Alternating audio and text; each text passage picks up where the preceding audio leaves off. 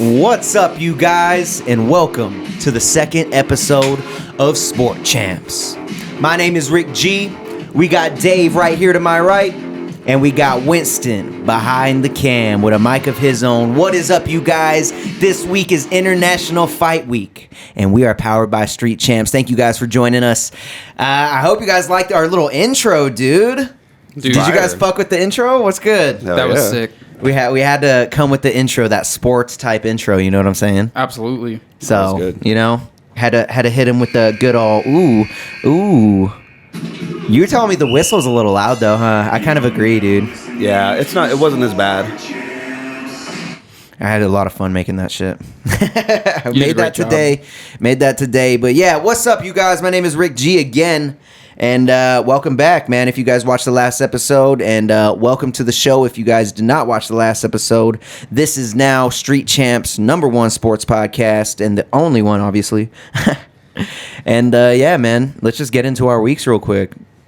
Kind of rapid fire them because we got a lot of news to talk about today.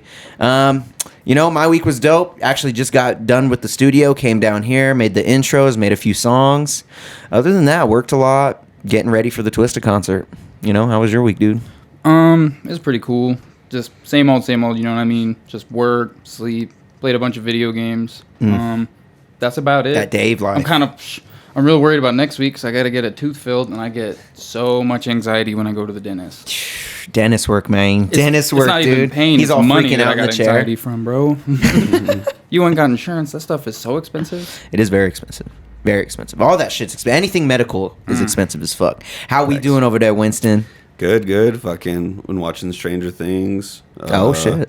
Yeah, and that's pretty much it. Playing video games, and the Avs won the fucking Stanley Cup. Ooh, so let's get it. I know. I guess we should have started with that, huh? It's a big week for Colorado, man. Hell yeah. It's a big week. So that's what we're starting with. Let's just get right into our current sports news, man. And that #1 motherfucking topic, you guys already know, is the Avalanche taking out Tampa Bay in the Stanley Cup Finals, winning a 4-2 series, right? Am I right? 4-2, right? Yeah. The last game we won by 1 point, I believe, or it was 2-1, right? Yes. I don't remember the score, but yes, it was at the end of the third period. And we're only by 1 because it was like into the last second. Dude. And they were just playing with it, and everyone started celebrating. Everyone was going crazy, bro. I won some money. Crazy. I won some money on them. I know you won some money too. I won like $210, bro. Yeah. That fire futures bet, bro. We talked about it a little last week, and that's a fire future bet that you place, and you hit it. They were the favorites, but you know, I still. I put down a decent amount of money. You know what I mean? You got to support your local teams, bro. Dude. I already got money on the Broncos. I already got money on the Nuggets for next year. Oh, yeah, dude. Oh, fuck. What app are you using to bet? FanDuel. FanDuel? Yeah. See, because a lot of DraftKings futures bets don't fucking show up, dude. Like, they don't have them on there. Like, at least I can't find them. I don't know how to fucking find them. I'm figuring it out. So maybe I got to switch to FanDuel or Stake or something. Like, I don't know. I fuck with FanDuel. You like FanDuel? I was thinking about trying another app just because they have those promos, dude. Like, why wouldn't I try another app for another promo? Yeah, you know? I got Deryk like free. What? How much money did you get? It was like $200. Yeah, like free $200 from the Super Bowl. Holy shit! All you had to do was pick the winner. So you got a 50-50 shot, bro. Oh man, that's a good deal. Yeah. And see, you can't pass that shit up. So hit up your local sports apps, even though they're not local. But yeah, man, we got the Avs winning. Everyone's hype. But how about them denting that motherfucker within like 10 minutes, huh? Dude, I know. And they did it again last night, I believe. Again? I don't know if they did it, but the dude. What are they doing? He was hoisting it at the club. Just oh my god. He was sauced. He deserves it. They earned that. I'm assuming it was a player or like a coach or something. But homie just kind of went like. Yeah. It was all top heavy because it's all heavy. It just fell back. Video of it? There's video? Yeah, absolutely. Dude. Check Hilarious. out Twitter. Oh, dude, I need to watch that. One of my friends from college was actually at that place when night. they dropped it. Yeah, dude. She didn't have video of him dropping it, but she sent a snap of right beforehand, like the hockey players with the Stanley Cup. That's fire. Yeah, dude. I wanted to go so bad to the parade. Yeah, I had to work. Yeah, both of us do. We had to work. You know how it is. Winston could have went. I'm not a huge hockey fan, so you were like, I had to drive up there and deal with all the exactly. It was probably imagine parking. Oh yeah, I mean, imagine parking the car. It was 100,000 people in like one little not little. It was not a little parade, but a block. You know what I'm saying? You think you find a good parking spot and then you walk back and your car's upside down. You're like, what the fuck? up? Right. Like, damn it, dude. I thought I got a good spot. I guarantee you it was lit. But do you guys think it'd be as lit if it was like a Broncos Super Bowl win? Do you guys think it's more lit? It would have been more lit. I think it's more lit. I think I would have called off work. Yeah. I think I would have called off work. Yeah. You know? Instead of the middle of summer, though, it'd be like in February. So that's a factor. But that is a factor. Broncos, I don't think it matters. Die hard, bro. It's just football is America's We haven't had pastime. one. We haven't had one since 2012. When Super Bowl 50? Yeah, I think so. Super Bowl 50. Yeah, with Vaughn and Akib and Yeah, Peyton Manning. Peyton Manning and all them, man. It's been a while. We need that shit. Yeah. But it's been a while for the Avs too. 20 years. Oh, yeah. 20 years. 2001. Oh, yeah. Fuck, dude. It's a long fucking time, dude. Can we talk about Joe Sakic, dude? Or is that how you say his name? Sakic? Joe Sakic? Mm-hmm. He captained the Colorado Avalanche to the Stanley Cup wins in 1996 and 2001 and has become the third man in NHL history to win a championship as both a player and a GM with the same franchise. That's fire. Oh, yeah. That's fire. That's worth a lot. It is worth a lot because it's the last words right there. Same franchise. Absolutely. Same franchise. He didn't go anywhere else. And he was a great player, too. It wasn't like he was just some guy on the bench. Yeah. You know what I mean? He was good. Because that's one thing, hockey, it's like that main six, right? Is there 6 of them in there? What do you mean? At one time when they're playing, how many players are in? 5, 6? No, it's more than 7? 6. I think it's like 8. I don't know. Well, they have a lot on the. I didn't know they had so many on the team itself. Like they have a lot of people rotating They got in and a lot. out, bro. You have to though, because you're getting physicality. fucking hurt. Yeah, dude. Well, and they're losing a lot of energy because they're sprinting down the my ice, goodness. bro. Dude, it's intense. And if there's It not a is so stoppage, intense. it's nonstop. Unless there's a Nonstop. stoppage. Yep. Which, like, Never happens. sometimes there's not. Yeah. It's so crazy, bro. Hockey's crazy. I want to go to a hockey game so bad. Dude, hockey Same. game, this is just my opinion, probably the funnest sporting event you can go to. I want to go so bad. In my opinion, I don't even really fuck with hockey like that. You know what I mean? I'd have no urge to play hockey, but going to a sporting event, that's probably the best out of all the other sporting Guaranteed. And I don't know about next year because them tickets is going up. Them tickets are going up They're next already year. expensive. They're probably the most They're like expensive. $200 at least, Yeah. right? Oh, yeah. Fuck, For dude. like decent seats, not great seats. White people in hockey, man, they love it. No, I'm just kidding. It's very true. Hey, but yo, shout out the Avs again. Absolutely. We'll always ride for the Avs, man. I remember when they won the championship 20 years ago, celebrating that shit. I was in Arvada at the time. We were holding up signs. People were honking. It was a fucking crazy time. It was a crazy fucking time. Other than that, though, should we get up into basketball news, dude? I think that's really it. Other than, let's get into the basketball news. Basketball shit's been crazy. KD requested a trade. So Yeah. he wants to be traded from the Nets. So those of you that don't know, Kyrie Irving used to play for the Nets, or does play for the Nets. Yep. He wanted to get out of there. KD said, and then he didn't. He re-signed with the Nets. KD was like, "You want to leave me, bro?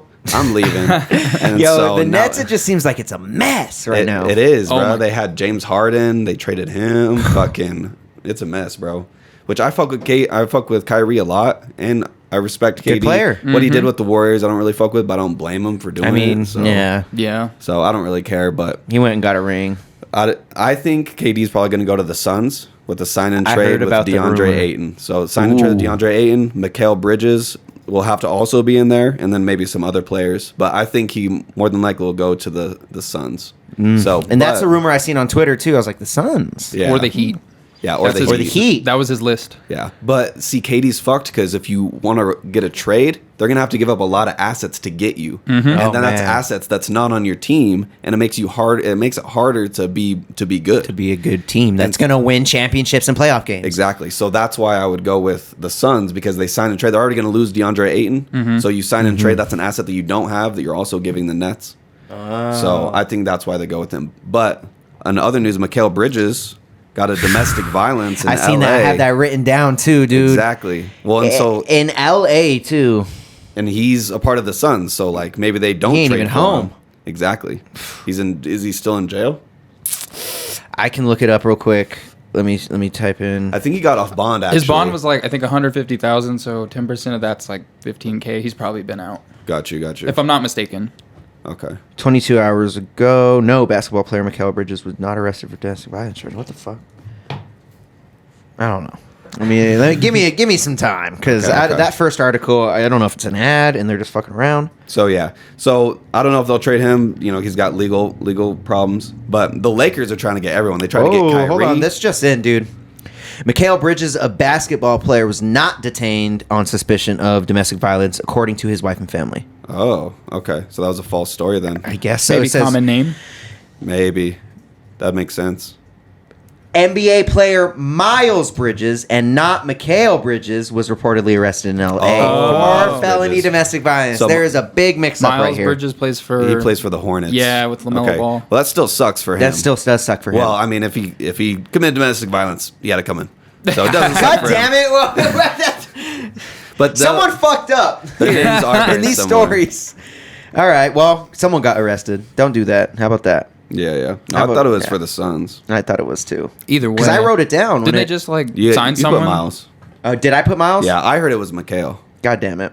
Oh, well. Other than that, though, the Nuggets signing Bruce Brown and DeAndre Jordan. Yeah, That's good. So Bruce Brown used to play for the Nets. He's a really good defensive player. And then we signed DeAndre Jordan, also good defensive player, center. He used to play for the Clippers with Chris Paul. And then we also traded Monte Morris and Will Barton for KCP and Ish Smith. But KCP's good. He's a good shooter and perimeter defender. What's KCP stand for, too? Contavious Good. Caldwell Pope. Yes, Contavious Nice. Caldwell Pope. Okay, just Yep. wondering. Yep. It's one of those. Awesome, dude. Okay. Yeah. Was that a good trade on your guys' eyes? Wasn't For- even for on my our- radar. So Monte Morris is a great backup point guard. Shout out Monte Morris, bro. We fuck with you. Hey. Really good. But as far as what the team needs with Jamal Murray coming back, I think KCP is kind of fits the holes that we were missing. So unfortunately, we had to get rid of Monte Morris because he's a great Yep. player. So, but I mean, the changes we're making and the moves we're making are pretty fucking big, including a $264 million extension for Jokic. you got to give him that money, Dude, bro. two-time Back-to-back MVP. MVPs, bro. Back to back. Back to back. Undenied. Like Drake. Serious? Dude. Yeah, seriously. That dude is dangerous. OVO.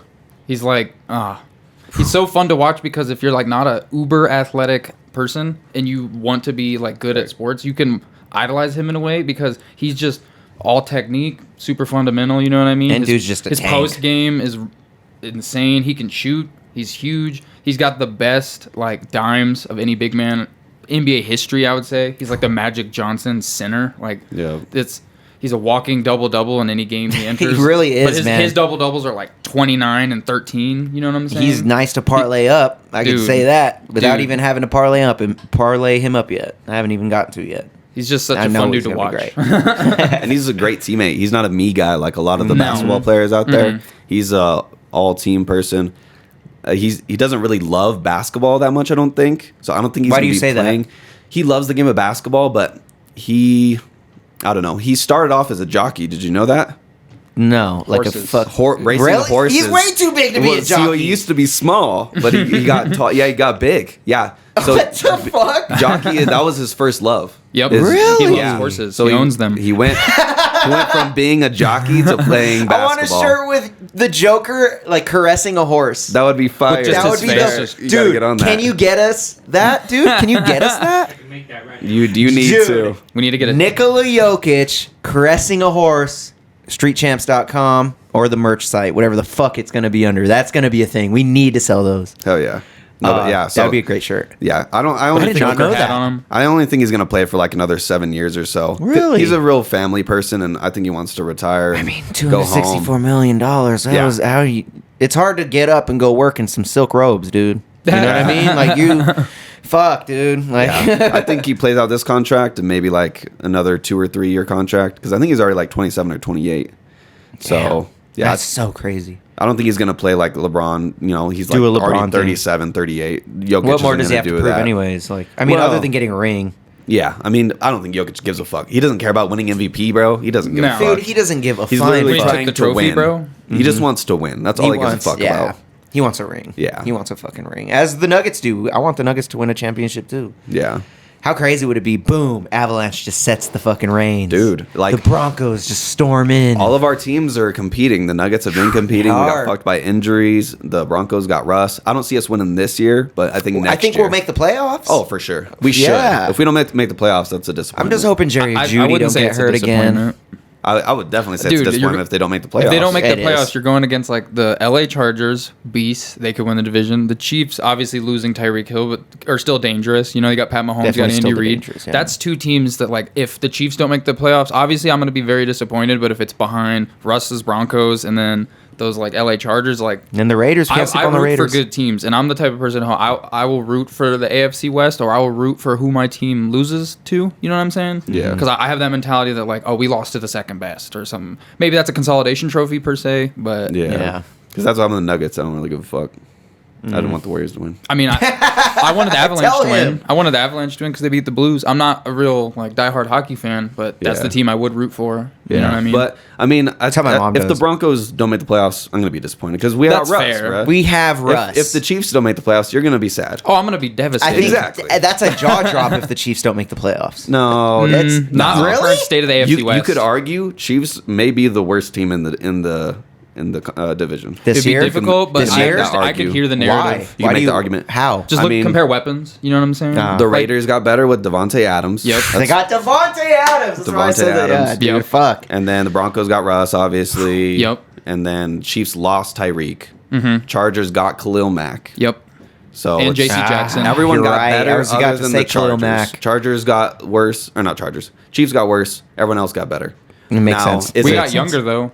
That makes We got a sense. lot Yeah. of potential. We got deeper at wide receiver, but not better at wide receiver. And now I know we got a little bit deep into football, but how about the Lakers being thirsty for anybody? I know you wrote that down. What do you mean by that? So- because I wanted to bring Get that them up. a straw, please. The Or Lakers. were they as thirsty as the Timberwolves getting Gobert? Or I don't understand that No. one. So the Lakers wanted to get Kyrie. That didn't Okay. work. Now they're trying to get KD.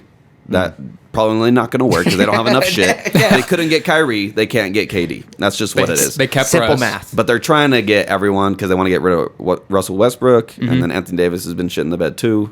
So they're just trying to get rid of Russ somehow. And I would get rid of AD too. I would if KD and LeBron. That's a dynamic duo, bro. dynamic duo. Like you get some free agents around that shit, and you're competing. You're, Like that's a pretty. I would try and do how that do you think if I was them. LeBron feels about all this? He's probably driving the ship. He's probably trying to fucking Yo, get this big fuck out of here. exactly. He's trying to get Russ out of there for sure. Fucking yeah. No, he's trying to do anything to get KD. I'm sure. Okay.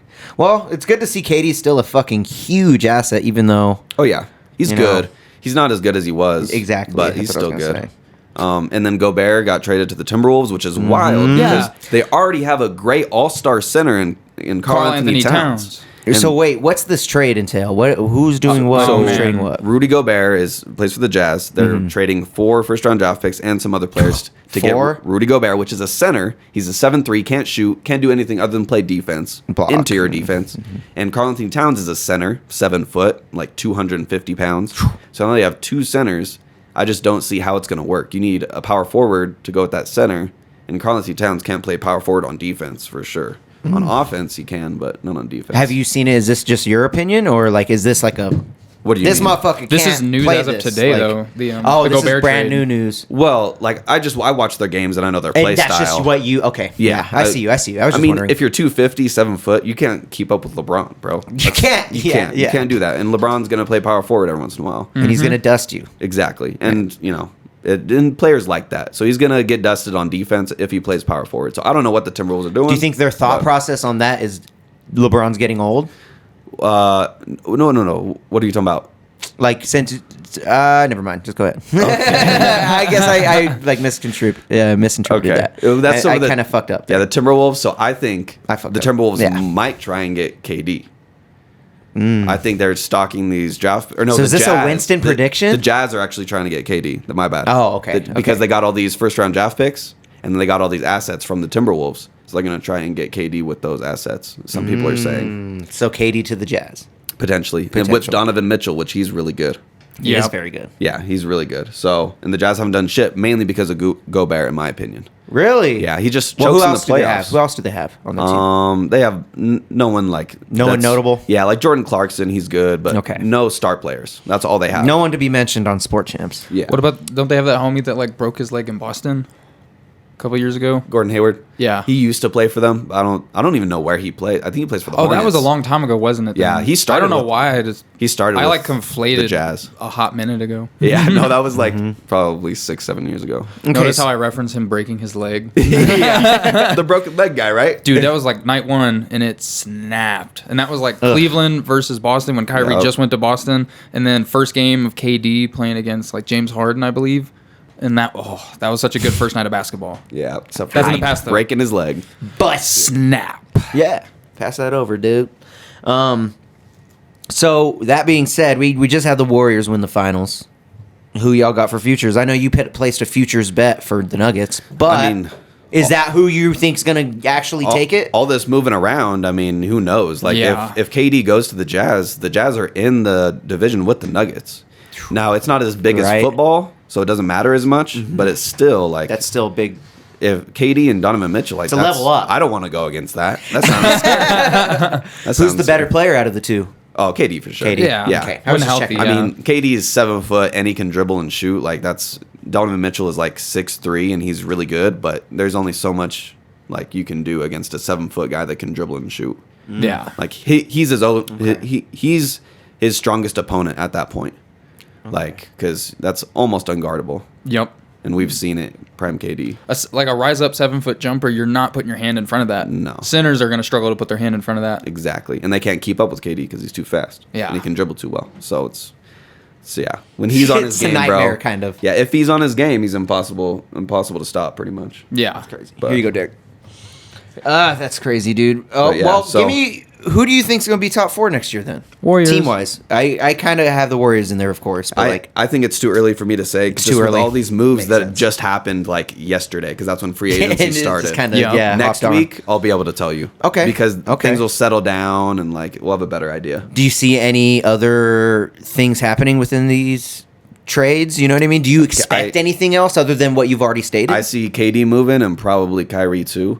I think KD is going to impact teams more than Kyrie will, for sure. But These guys move so much, dude. yeah, Kyrie, well, they're all divas, bro. It's a Kyrie has players moved league. so much. Player in the last empowerment years. era. Yeah, which is good, but I think basketball is abusing it. We need more of it in football and less of it in basketball, in my But- opinion. Yeah. To be fair, though, the last two consecutive NBA champions were teams that majority drafted their power. You know what I'm saying? Yeah. The Warriors was an entirely drafted team besides Andrew Wiggins, pretty much. And then the Milwaukee Bucks, like they drafted, and they really put all their chips into the basket of Giannis. And look at him now. He's, I would say, the closest thing we've seen in terms of like paint dominance since probably like prime Shaq, maybe. Giannis And not is to a compare fucking- their play style in any capacity. I just think that like he takes one step past the free throw line and it's just yams. You know what I'm saying? Dude's a samurai guy. Just duck. 'Cause Yeah. you don't want to draw contacts. He's definitely the best. Definitely best player in the league. Yeah. And it's Best hard- player in the league. Oh, Who's yeah, after him Giannis. then? Who's after him then? It's a top 5 It's- is hard, yeah, but it's- I say Jokic, but I'm Yeah. biased. Hey. I'm okay with I I'll agree. double I'll double agree. down on that. I agree with Yeah. that. So Giannis and a Jokic in a one-on-one. Giannis is sleeping him out. Yeah, Jokic is Really? defensive Giannis is really that MVP. good? Oh, I yeah. knew Giannis Dude, was like okay. one of the best in the league, but I didn't know he was like miles Dude, he's ahead not of Miles, but Giannis. There's a significant okay. Giannis is a part of an elite group of 3 players. It's Giannis, Michael Jordan, and Hakeem Olajuwon. Those 3 players are the only players in NBA history to win MVP of the regular season and defensive MVP of the regular season at the same time. That means he was the best dude on the defense and the best dude on the court the whole year. That's 3 players that have ever accomplished that. Damn. Jordan, Hakeem Olajuwon, Giannis, if I'm not Damn. mistaken. What a fucking beast. That's not an accident. yeah, What a fucking beast. That's yeah. Giannis is great, and he would definitely beat Jokic in a one-on-one because Jokic, one of his strengths is passing. Which Yeah. he can't. Okay. So the Who are you passing one-on-one, to? exactly. Yeah. The one-on-one is kind of like It's a bad It's a bad- analogy. okay. It depends on the player. Like if depends you- on the day too, I'm sure. Exactly. Like Michael Jordan versus KD, I think that's great because they're both very one-on-one. Like that's their game. ISO It's a ball. one-on-one thing. Exactly. But if you get like LeBron versus MJ, LeBron's a passer. You know what I mean? Mm-hmm. MJ's a fucking go at you. I'm a scorer. What about like, a Kobe up in there too? and Kobe Dominant. and MJ are Kobe and very- MJ would be the That most would be fire insane. game. Yeah. That's like NBA 2K Blacktop. I play that all the time. That's fire. Yeah. Yeah. So they're like the same player. So one-on-one would work for them. Jokic, he's a really big He's a passer. So He's a team player. one-on-one doesn't fit his game. And that's another guy that was drafted. That's a draft. You know what I mean? Like a draft to, or did we draft him? Oh yeah, you drafted Okay, Jokic. good. All right, yeah. I'm just making sure before I sounded like an idiot. We actually drafted Rudy Gobert too. Really? Yeah, and we traded him like draft night. So we fucked the up. Nuggets have really good. No, that was not a fuck up. You don't think it's a fuck up? I mean, Jokic is obviously the better big man, but Yeah, I mean Gobert is good, but him and Jokic can't play together. So Okay, if we would that have makes Gobert, sense. wouldn't have had Jokic. It was also kind of a risk when they originally like got Jokic because if I'm not mistaken, wasn't the center Yusuf Nurkic? Yes, And we then also there had was him. a whole weird dynamic of who do we play? They didn't know what they had in Jokic right away because you can't just look at a player of that caliber and just there's no eye test for him, like I was saying before. But that being said, like they were taking turns starting. Jokic was being selfless. He was like, I'll come off the bench. I just want to play. I want to win. Yeah. And that Nurkic was not okay with that. And if you've noticed, there's been a total rivalry between him, Yusuf Nurkic when he left to Portland. And like it's gotten pretty ugly. Like their home countries, like Serbia is where Jokic is from. I'm not familiar with where Nurkic is from, but they like pretty sure their home countries had like war or something. And like Yeah. Fuck. Nurkic was wearing a shirt one day that was like referencing like some epic had- note from that war that's just like, dude, He had like, all the names of the Serbian soldiers that died in the war between the two dude, countries. Oh, like, shit. like Yeah, there's some shit. I don't know if his names, but it's personally that's just like that's weird. Yeah. But it makes for Yeah. good viewership. yeah. I was just say, And yeah, it he makes, just signed an extension with Portland, actually. Oh, really? It- Yeah. Was it fat? It was like Probably friendly because he's older. I think it's like 140 million. Yeah, Like 4 Friendly. years. yeah, like 4 years, I think. The amount of friendly. the amount of $200 million contracts we just had. I know, right? Yeah, really. Yeah, Yeah. that's so true. The other day it was like It Steph got seems the like they first just keep one. getting bigger and bigger and bigger. Salary cap goes up. That's why. Yeah, that makes sense. Yeah, Jokic. I mean, best Who's highest gonna get- paid basketball player. Who's Single gonna get, contract ever. Yeah. who's gonna get that first $300 million one? It's not going to be for probably another. wow, like, right. Yeah, little maybe bit. Luka, Giannis, maybe. I can see Luka. Mm-hmm. Yeah, because I mean, getting a nice Jokic fat was a extension. 240, right?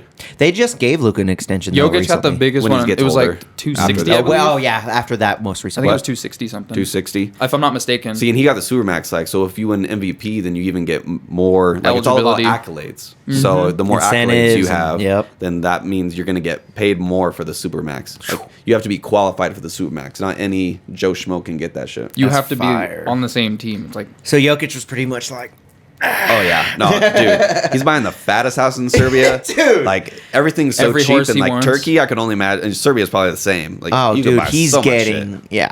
If you're rich, go retire in another country, bro. And that shit will last you forever. Forever. Yeah, don't convert your currency. Keep that shit. And Don't then convert eventually- it? Not until you're going to use it. Nah, it Because makes those other sense countries, because the their- inflation the is inflation and their currency is Worse fucked than up. ours.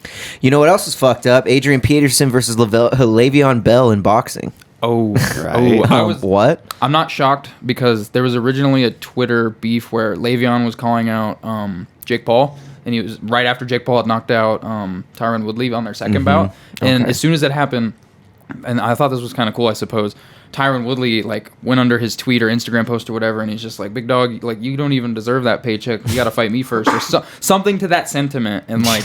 Then Jake Paul responded, he's like, he's just looking for clout. And so now to see of that he's course. fighting another like celebrity, if you will, or former athlete, like I'm not shocked, but Right? I like these novelty bouts, but it's I'm not gonna watch it personally. Like I don't I'm even not- know anyone on that card. It's like a YouTuber that Who's I'm it unfamiliar under. with. Do you even know who? Is this a Triller? No, it's not Triller. I can look it up. It's like one of those random like The random ass YouTuber ones, like yeah. doing their own promotion thing. Something I was unfamiliar with. Very weird. Who? All Who do you that being have, said, though? who has the faster hands? It's hard to say who has faster hands, but if we're just gonna talk physicality, like one homie rushed for 2,000 yards, and that's all I have to say. Facts, dude. Like, honestly, you know what I'm saying? And his name was not Le'Veon Bell. and his name was not Lee. So that's where my money's at. But it's a novelty fight. Is he Anyone the can bigger win. guy? So I looked up their height and weights. Fire, Winston. Fire. And so they're both 6'1", like 215. So Wash. they're like, It's a Oh, wash. shit. Yeah, Just and their age, weight's though. gonna fluctuate. Yeah, Adrian to Peterson's age. like 37. Yeah, he's older. Le'Veon Bell's like 29, 30. Yeah, I but mean, they're gonna box like shit. I got Adrian Peterson because Same. he's a fucking Same. thug, bro. He's gonna Dude. fuck up Le'Veon All Bell. three of them, right? Adrian Peterson, Adrian. Yep. I mean, Yeah. that's our pick. You guys heard it here first. Sport Champs pick for that winner. I wonder what Adrian the Peterson. betting odds could be on that. It's probably I a wash guarantee because it's not up. they've never boxed before. Yeah. But once a bunch of people put their money on like Adrian Peterson, assuming they think like we do, the odds are probably going to swing in his favor. So it might be a nice little $5 bid to put on Le'Veon Bell. You know what I'm saying? True. Because $5 loss is a $5 loss, but if he beats the put odds, money on the fucking over and under on the rounds. Are we going to get a knockout? Yeah, I think so. You think so? I think Did they're you gonna see be Frank Gore? swinging. Did you think so? see Frank Gore? I did see Frank Gore. Dude, Frank Gore, but who was he fighting? He You know boxed what I some mean? dude who I was unfamiliar with. How would we know him unless they're celebrity? But dude, Yeah. he introduced him to the Shadow Realm. He fucked him up. He was I just- mean, Frank Gore was swinging wild. And But Frank he Gore is looked longer pretty in the good tooth. compared to Joe Schmo he was fighting. Yeah. Who was he? You know what I mean? We don't know. Exactly. But you can assume that dude was a trained boxer. But Frank Gore has I think some it of was- the most rushing yards in NFL history. No, I think it was both their first boxing fight. I think that it was was Frank both Gore's of second. Oh, really? Because he was on Oh, okay. I believe he was on like a Jake Paul card prior, and it just went the distance. And speaking of Jake Paul, Tommy Fury getting denied entry to the U.S. Had their press conference canceled, and now their fight's in jeopardy again. What this the fuck, dude? Again. He got denied. I'm nervous. I'm honestly nervous. I'm nervous, too. I don't think this is a type of thing that would add hype or viewership. People not getting a press conference, like the fact that they couldn't do some capacity of like Zoom or something, that really says a lot. That's money lost. They were going to sell tickets to that event. So I mean, this is not a good sign. It's starting to turn into Tony Khabib. Not in the level; they're nowhere near the level of those two men. But Matchmakers the won't allow it to happen. matchmaking is MMA dog gods. shit right now. And honestly, the reason why he got denied entry to the U.S. is because the Fury's family's ties with some fucking mobster guy, some fucking Irish gangster. I don't fucking know. New York? Just or have what? the bout Here, in I'll Abu pull it Dhabi, and hopefully that could solve I'll pull it up, but everything. yeah, apparently the Fury family has ties with some guy. Here, I'm gonna pull his Probably name owe up. someone money or some shit. He was the Gypsy King. Fury? Not the Fury that's boxing this bout, but his older So- brother or half brother, I believe they share a dad. Homeland Oh, nice. Security Security told Fury he wasn't allowed to travel. A report by TMZ indicates it's due to his family ties with Irish crime boss Daniel Kinahan, who is wanted by the U.S. government. Shortly after the Damn. incident, Fury went on Instagram and gave his side of the story. So you guys could check out his side of the story on his Instagram.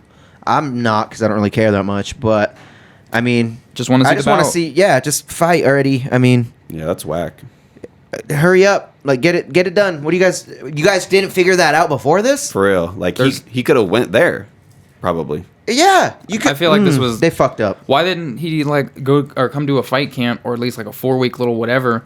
I'm like, get your jet lag out of the way. You know what I'm saying? Yeah. Well, my thing is, this is all Tommy Fury, bro. Like, this is literally like he did the thing last week we talked about him not having a corner, and then okay, I will fight. Like, Yeah. bro, you can't do that and then do this and be like, like no, bro. Like, what? You're tied to a Irish crime boss. You're gonna make people root for Jake Paul, and I didn't know that was quite possible. And I have nothing bad to say about Jake Paul. Yeah, I mean, 'Cause the kid's doing it. He's killing it. Killing it. As much. The only thing I can say is I want to see him like with a real boxer, and I don't think this is that. I think this is a step backwards in competition compared to agree. like a Tyron Woodley. I agree. So like. You guys I think don't- so? Yeah. I'm not trying to insinuate that like MMA math or boxing math would imply that like Tyron Woodley would beat up Fury per se in a boxing match. That being said, I just don't see how this adds to the credence or like, you know what I'm saying? Like, other than getting another highlight reel knockout, which is what I think we're all expecting. Yeah, that's what's gonna happen. Like, My thing is Tommy Fury is 8-0 against a bunch of cans who are 0-20. So it's like, what do you take from that? yeah, like what? But my thing is if he fucks up Jake Paul and wins the fight, Jake Paul's done. The career's over. Like you can't. You think he's gonna fight again? Oh, Really? yeah, Nate for Diaz. Sure. You So think so? much money on Nate the Diaz. table, bro. If he gets knocked out by Tommy Fury, who's 8-0 to a bunch of cans, that He's gonna do some He can come back. He's You gonna think so? reinvent himself. Maybe he does like a 1 or 2 bout contract on like BKFC. That'd be crazy. that would be crazy. The people that would lose respect for him and his boxing ability would be like you guys that are like into this shit. But that's not who Jake Paul's making his money off of. No. You're right. He's making all the money off like his YouTube fans. Exactly. I mean, that's yeah, who he's the making younger- money off of. Yeah. And so they don't give a fuck. I mean, he's the one bringing all of them to the boxing world, which Exactly. is I'll tip my hat to that motherfucker doing that Exactly. shit. Like he's fucking moving mountains. I don't for know the if- boxing world. If you look at his young career and you just kind of like, if you just take that into consideration that Jake Paul's only got like 4 or 5 bouts under his belt and you think of the future, there's no reason that he can't have a decent boxing career moving forward. Do I think he's ever going to contest for a belt? Probably not. But that being said, like Anderson Silva, who was a decorated MMA fighter, fought what's his name, son? Like Julio Cesar Chavez Jr. Yeah, Yep. and that dude, if I'm not mistaken, had a boxing belt in his career. He's a good boxer. And then Not Anderson as good Silva, as his dad, but he's a nowhere good boxer. near. But the fact that Anderson Silva did that, I think this opens the door to a lot of these athletes. If you really hone in, and if you have like Jake Paul money, no one can rival that type of training that he's getting exposed to. You know what I'm saying? He's training with the best of the best. He's just got all that cash flow. And he's training down in like Puerto Rico, so they're probably making a killing on taxes. He's doing cutting that. all the fat. He's cutting all the fat out of that shit. I can't hate what he's doing anymore. I can't hate it. I was skeptical. He knocked out my boy Tyrone, but it is what it is. I'll watch. Respect. You did it. Yeah, he's doing the damn thing. He deserves it. And he's getting fighter pay up, which whether that's genuine or not, I'm all for it. My thing is, though, you can't go from losing to a Tommy Fury to then going and fighting a Nate Diaz who was a contender for the title at one time in the UFC. Why not? Because, man, that's just not how it works, man. I agree, but at this point, so weird. At this point, like, this is all novelties. It's just what will people You're gonna pay lose for? to a dude who's beat a bunch of cans and I don't know. It's just Assuming. so weird, bro. I don't think Nate Diaz would take that until he has a better backstory. He's already trying to get out his contract. Nate's He's been begging to fight him. They're feeding him fights that they know he won't win, and they're not They're trying fights to that give give him- him. They're not like money fights, which is what he deserves.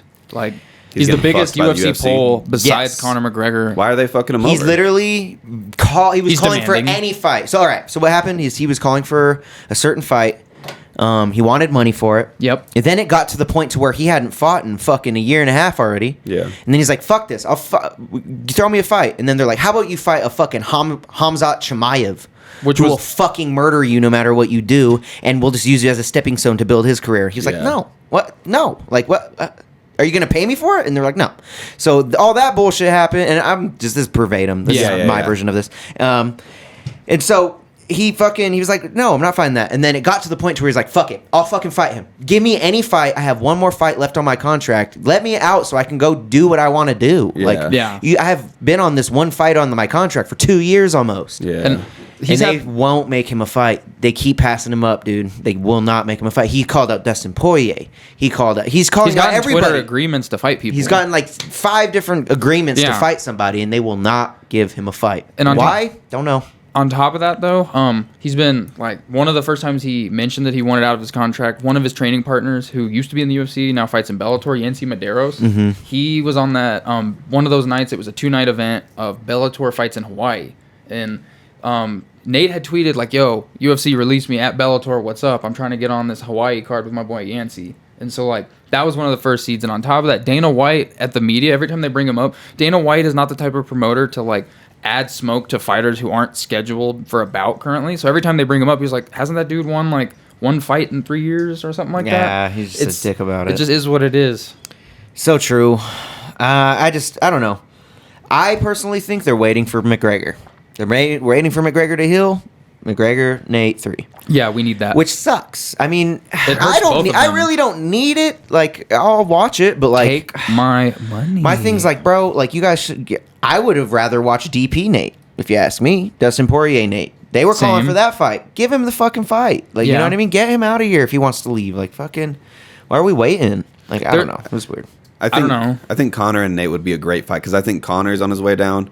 Nate's probably Yeah, on his way down. Oh, They yeah. definitely, So they're it's, definitely you know, trajectory wise. It makes I sense. feel like Dustin Poirier would kick the fuck out of Nate Diaz. I feel like he'd beat his Maybe. ass. I mean, Nate Diaz is always has a. It's just in a street Dustin's fight, the bigger in a guy. fight with no rounds, Nate Diaz would win a lot more. Yeah, for sure. Because he's just got cardio and will. I don't know against a DP that walks at 190 on fight day. I really don't think That's a fair assessment. DP will knock him out.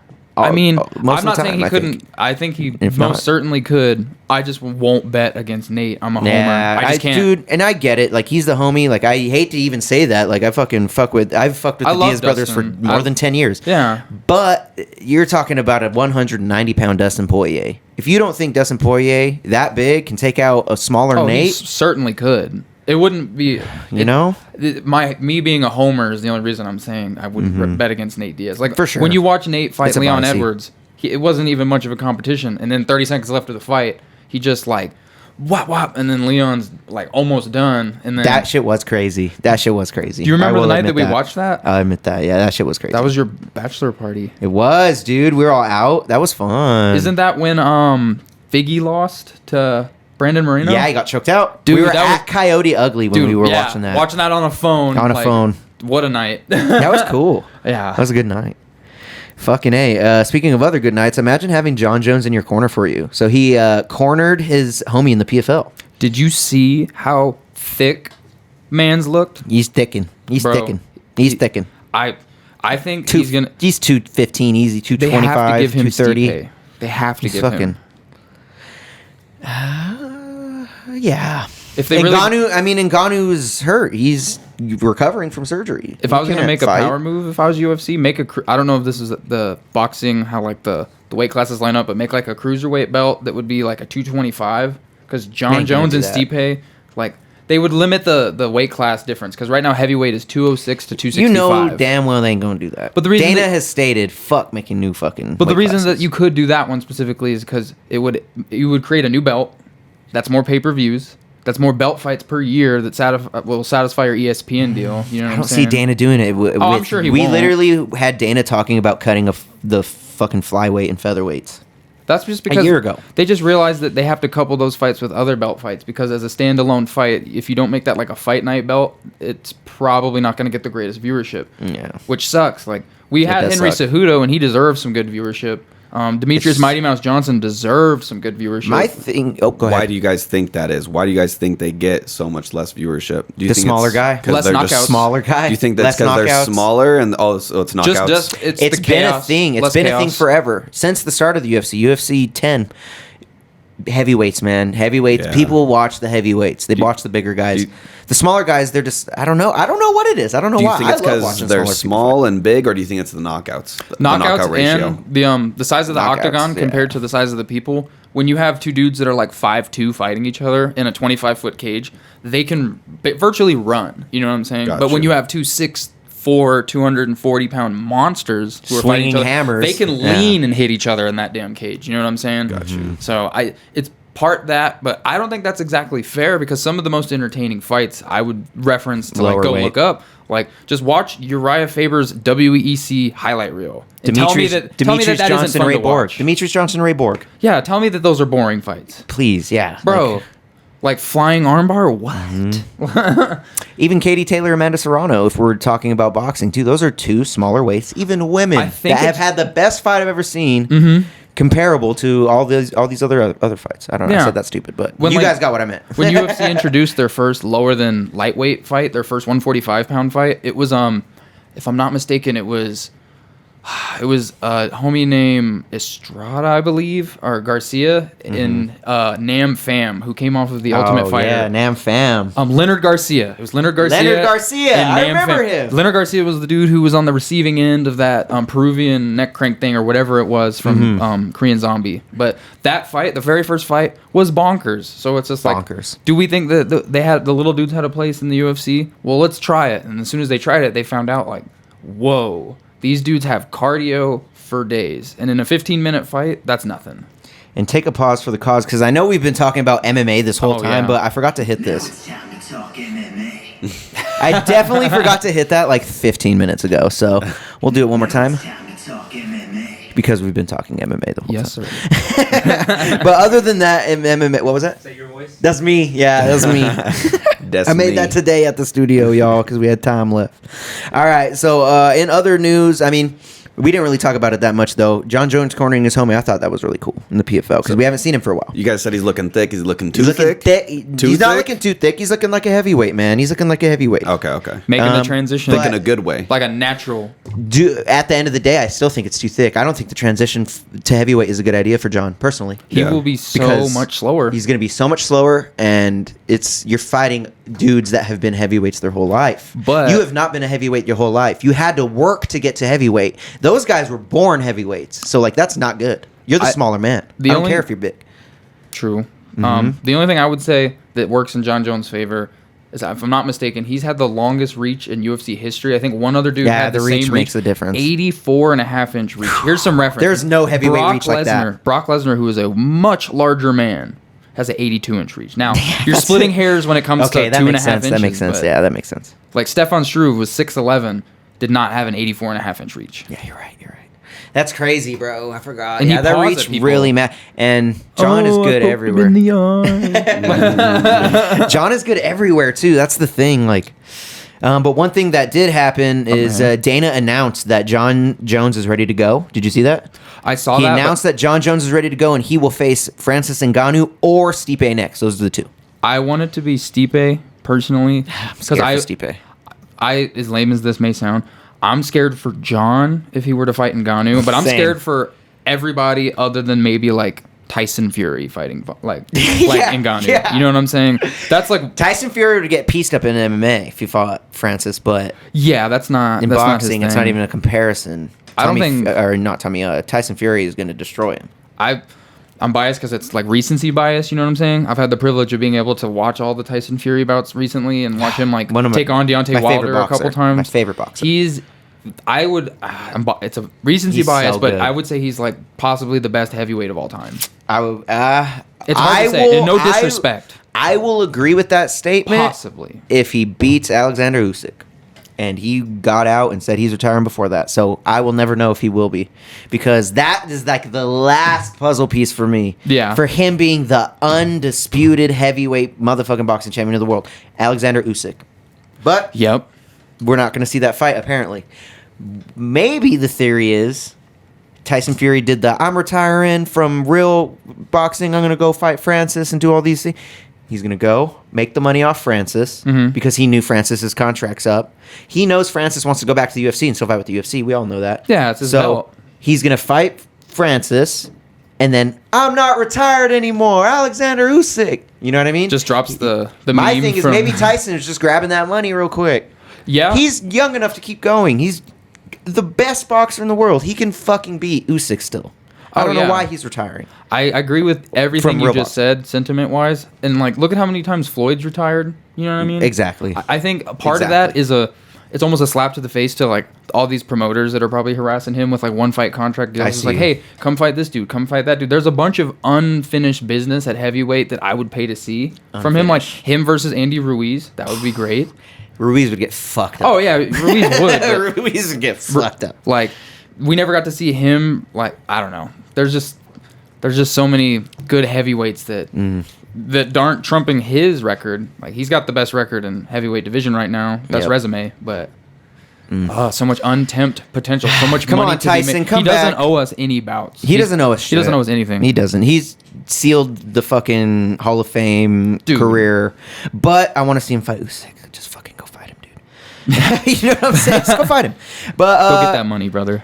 I mean, after all this boxing shit, let's just get into straight MMA shit now, because I think Still that's got a lot. everything. We have so much news for the MMA. We still got to go over all of the MMA news that came out this week. Then we're going to go over UFC 276 International Fight Week. We're going to go over the bets I placed, the bets I lost last week, then the fights last week. Should we just get over that? Let's start with the fights last week. So I'm going to pull those up real quick.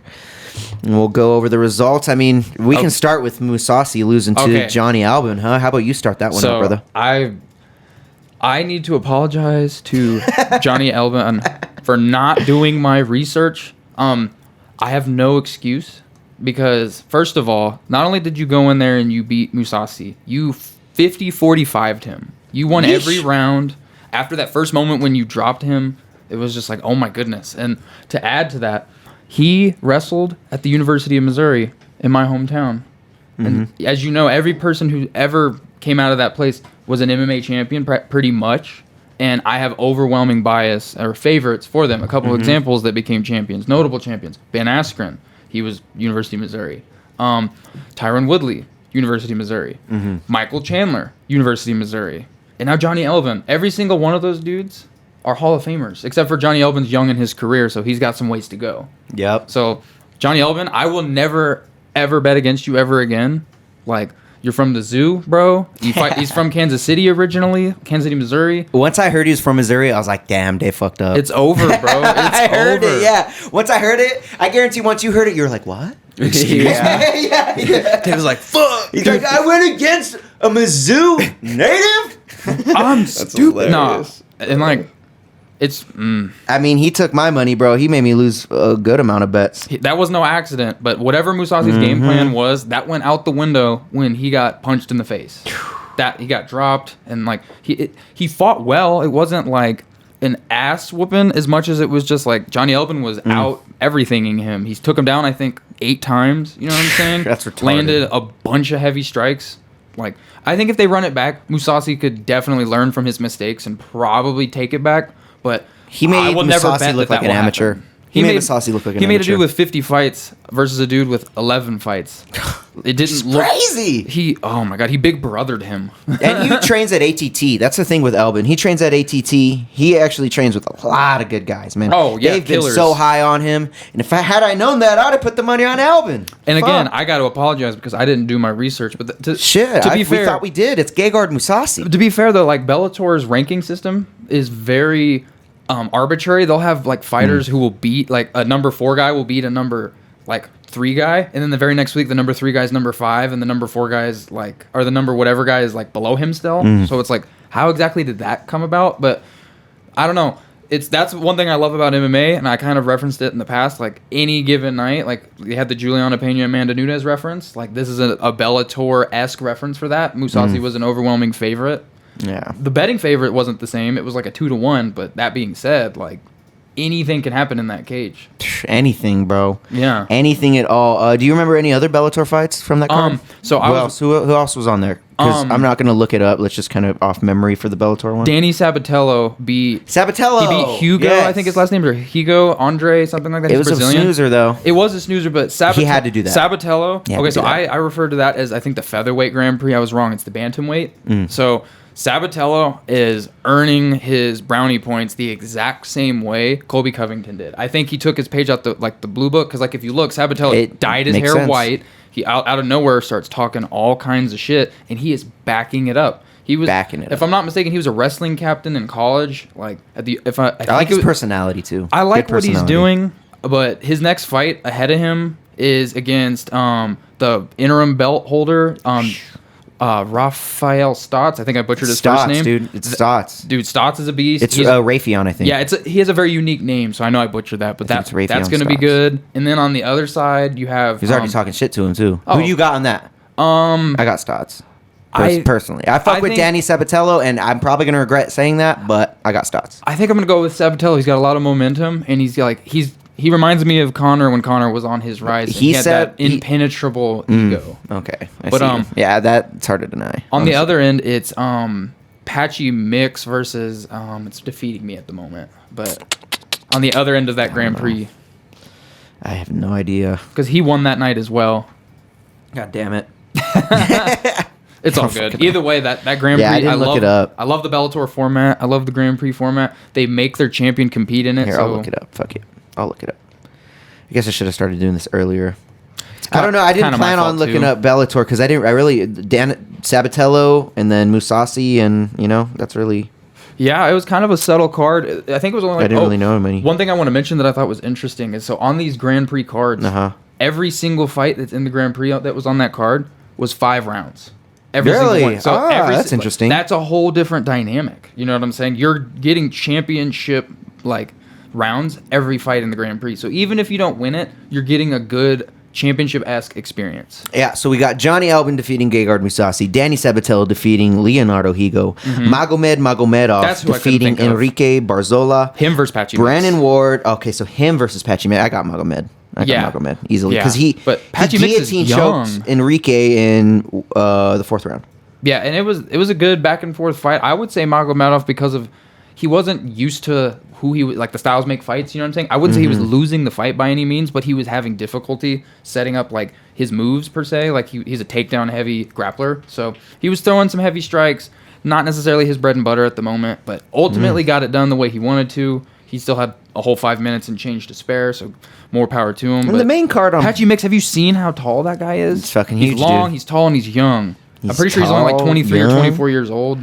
He's already fought 1 championship bout under Bellator. He's got a really promising future. He does. He's 1 fight away from his next championship bout. And then whoever wins this Grand Prix eventually gets to fight Sergio Pettis when they get to unify the belt. That's a 2-for-1. This is one of those scenarios where Bellator is actually giving us something to look forward to after the Grand Prix. I'm excited for it. I would never pray for an injury because I don't like interim belts. But that being said, I'm a huge fan of Sergio Pettis. Can't wait to see that fight. He's the strong Pettis right now. And speaking of Pettis, The Pettis, yeah. Speaking of Pettis, how about him breaking his fucking ribs, dude, by that fucking body lock? That was so unorthodox. So it was like a body gotta triangle go back around to his waist, and then he put him in almost kind of like a twisting. It was like an arm triangle where he had it like around here, and he like pulled Stevie it Ray, and then dude. pulled down at the same time. It looked painful. And now that makes Pettis, I believe, like 1-2 in PFL. It hurts. That hurts. It hurts. That hurts. Pettis is a legend. He was one of the first fighters that they got out of Showtime UFC kid. promotion.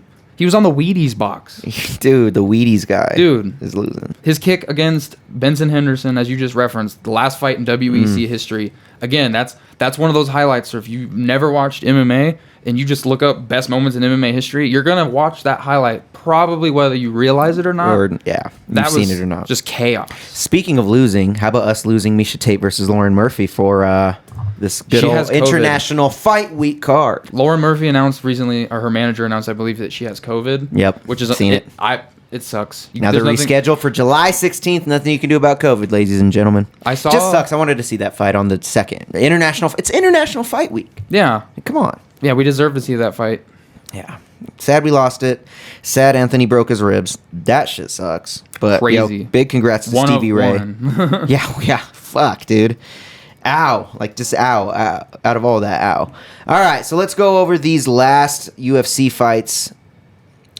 Some results. So it was UFC on ESPN, Sarukian versus Gamrot. Yep. We had the main card kicking off. We had Chris Curtis versus Rodolfo Vieira. And I actually had a bet on that one. I bet for Chris Curtis to win in the first or second round. Did not hit that one. It actually went to a decision via Chris Curtis. Yep, lost some money on that one. It's all good. This next one is Umar Gomedov versus Nathan Manus. I mean, by the last name... By the last name, you know who the fuck won that one. Yeah, I believe it's Khabib's cousin. I said Magomed last week accidentally, but it's... Oh, did you? It's Umar. Yeah. He's 15-0 now. I mean, I, again, bet for Umar Nurmagomedov to get a submission. He did not get the submission. He just ended up beating his ass the whole time. Yeah. And I was like, God damn it. More money lost, but it's okay.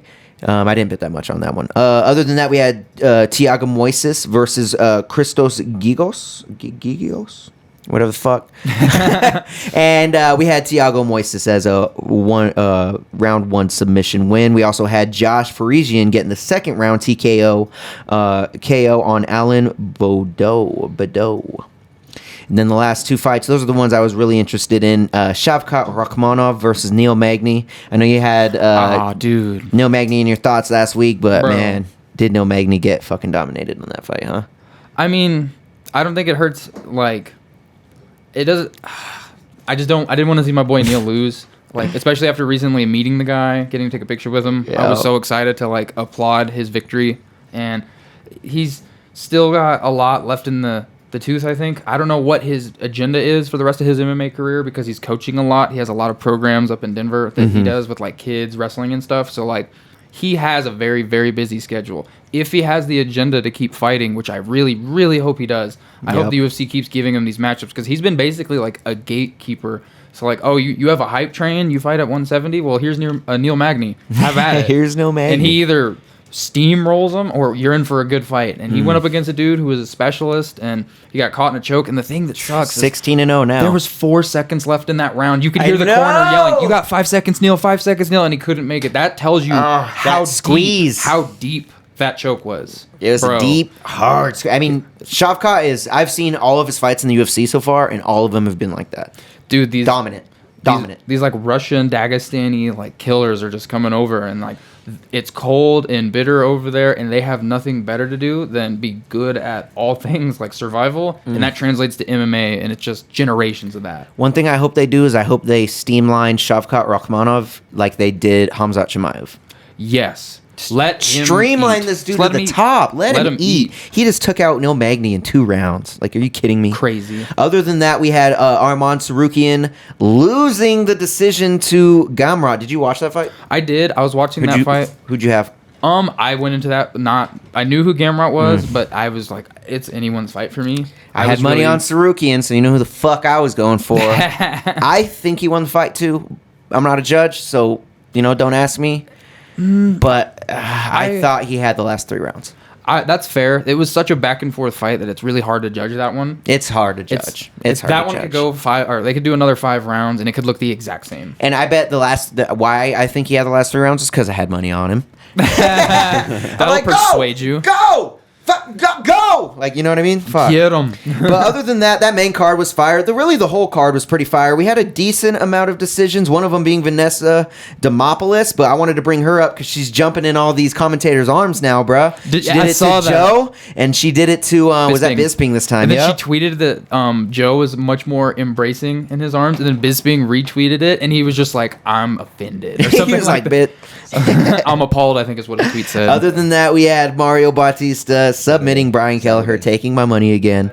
Then we had Cody Durden actually knocking out JP Buys. That was very expected to happen. Yeah. Then we had Sergey Morozov and Raylan Pajeta going to a decision. Pajeta lost again, man. Can't catch a break after that loss from Sean O'Malley. Tough. Then we have Sean Yalan beating TJ Brown in the decision. And then the one that I really wanted to mention was Carlos Ulberg getting the week started for City Kickboxing, getting a KO against Tafan Nchukwi. Nchukwi. Did you watch, not to backtrack too far, but did you watch Gamrot's post-fight speech? I didn't. It wasn't so much a speech as call out. I think I did, but I don't think I watched it like paying attention. I couldn't really encapsulate it well, but the most important part I know is he called out Justin Gaethje. Mm-hmm, Not happening. No, that's not happening. Yeah, but sorry. I mean, he's 21-1. Like, you have a fucking good ass record, but brother, you gotta wait. That 155 wait. is murky waters once you get into those top 5, though. It's fucking super murky waters. He might as well ask for Tony Ferguson, but he's not getting that fight for another, when is Tony Ferguson cleared to, spar again? You know what I'm saying? Exactly, right? Has his dentist appointment, is he recovered from that one? Poor Tony Ferguson. Michael Chandler, thank you. Thank you for that. Thank you. But other than that, man, honestly, I only won one bet from that card. And it was a live money bet on Chris Curtis. Hard card to because bet I seen on. he was under. It was so hard to bet on. I did it, and all of them, I was washed.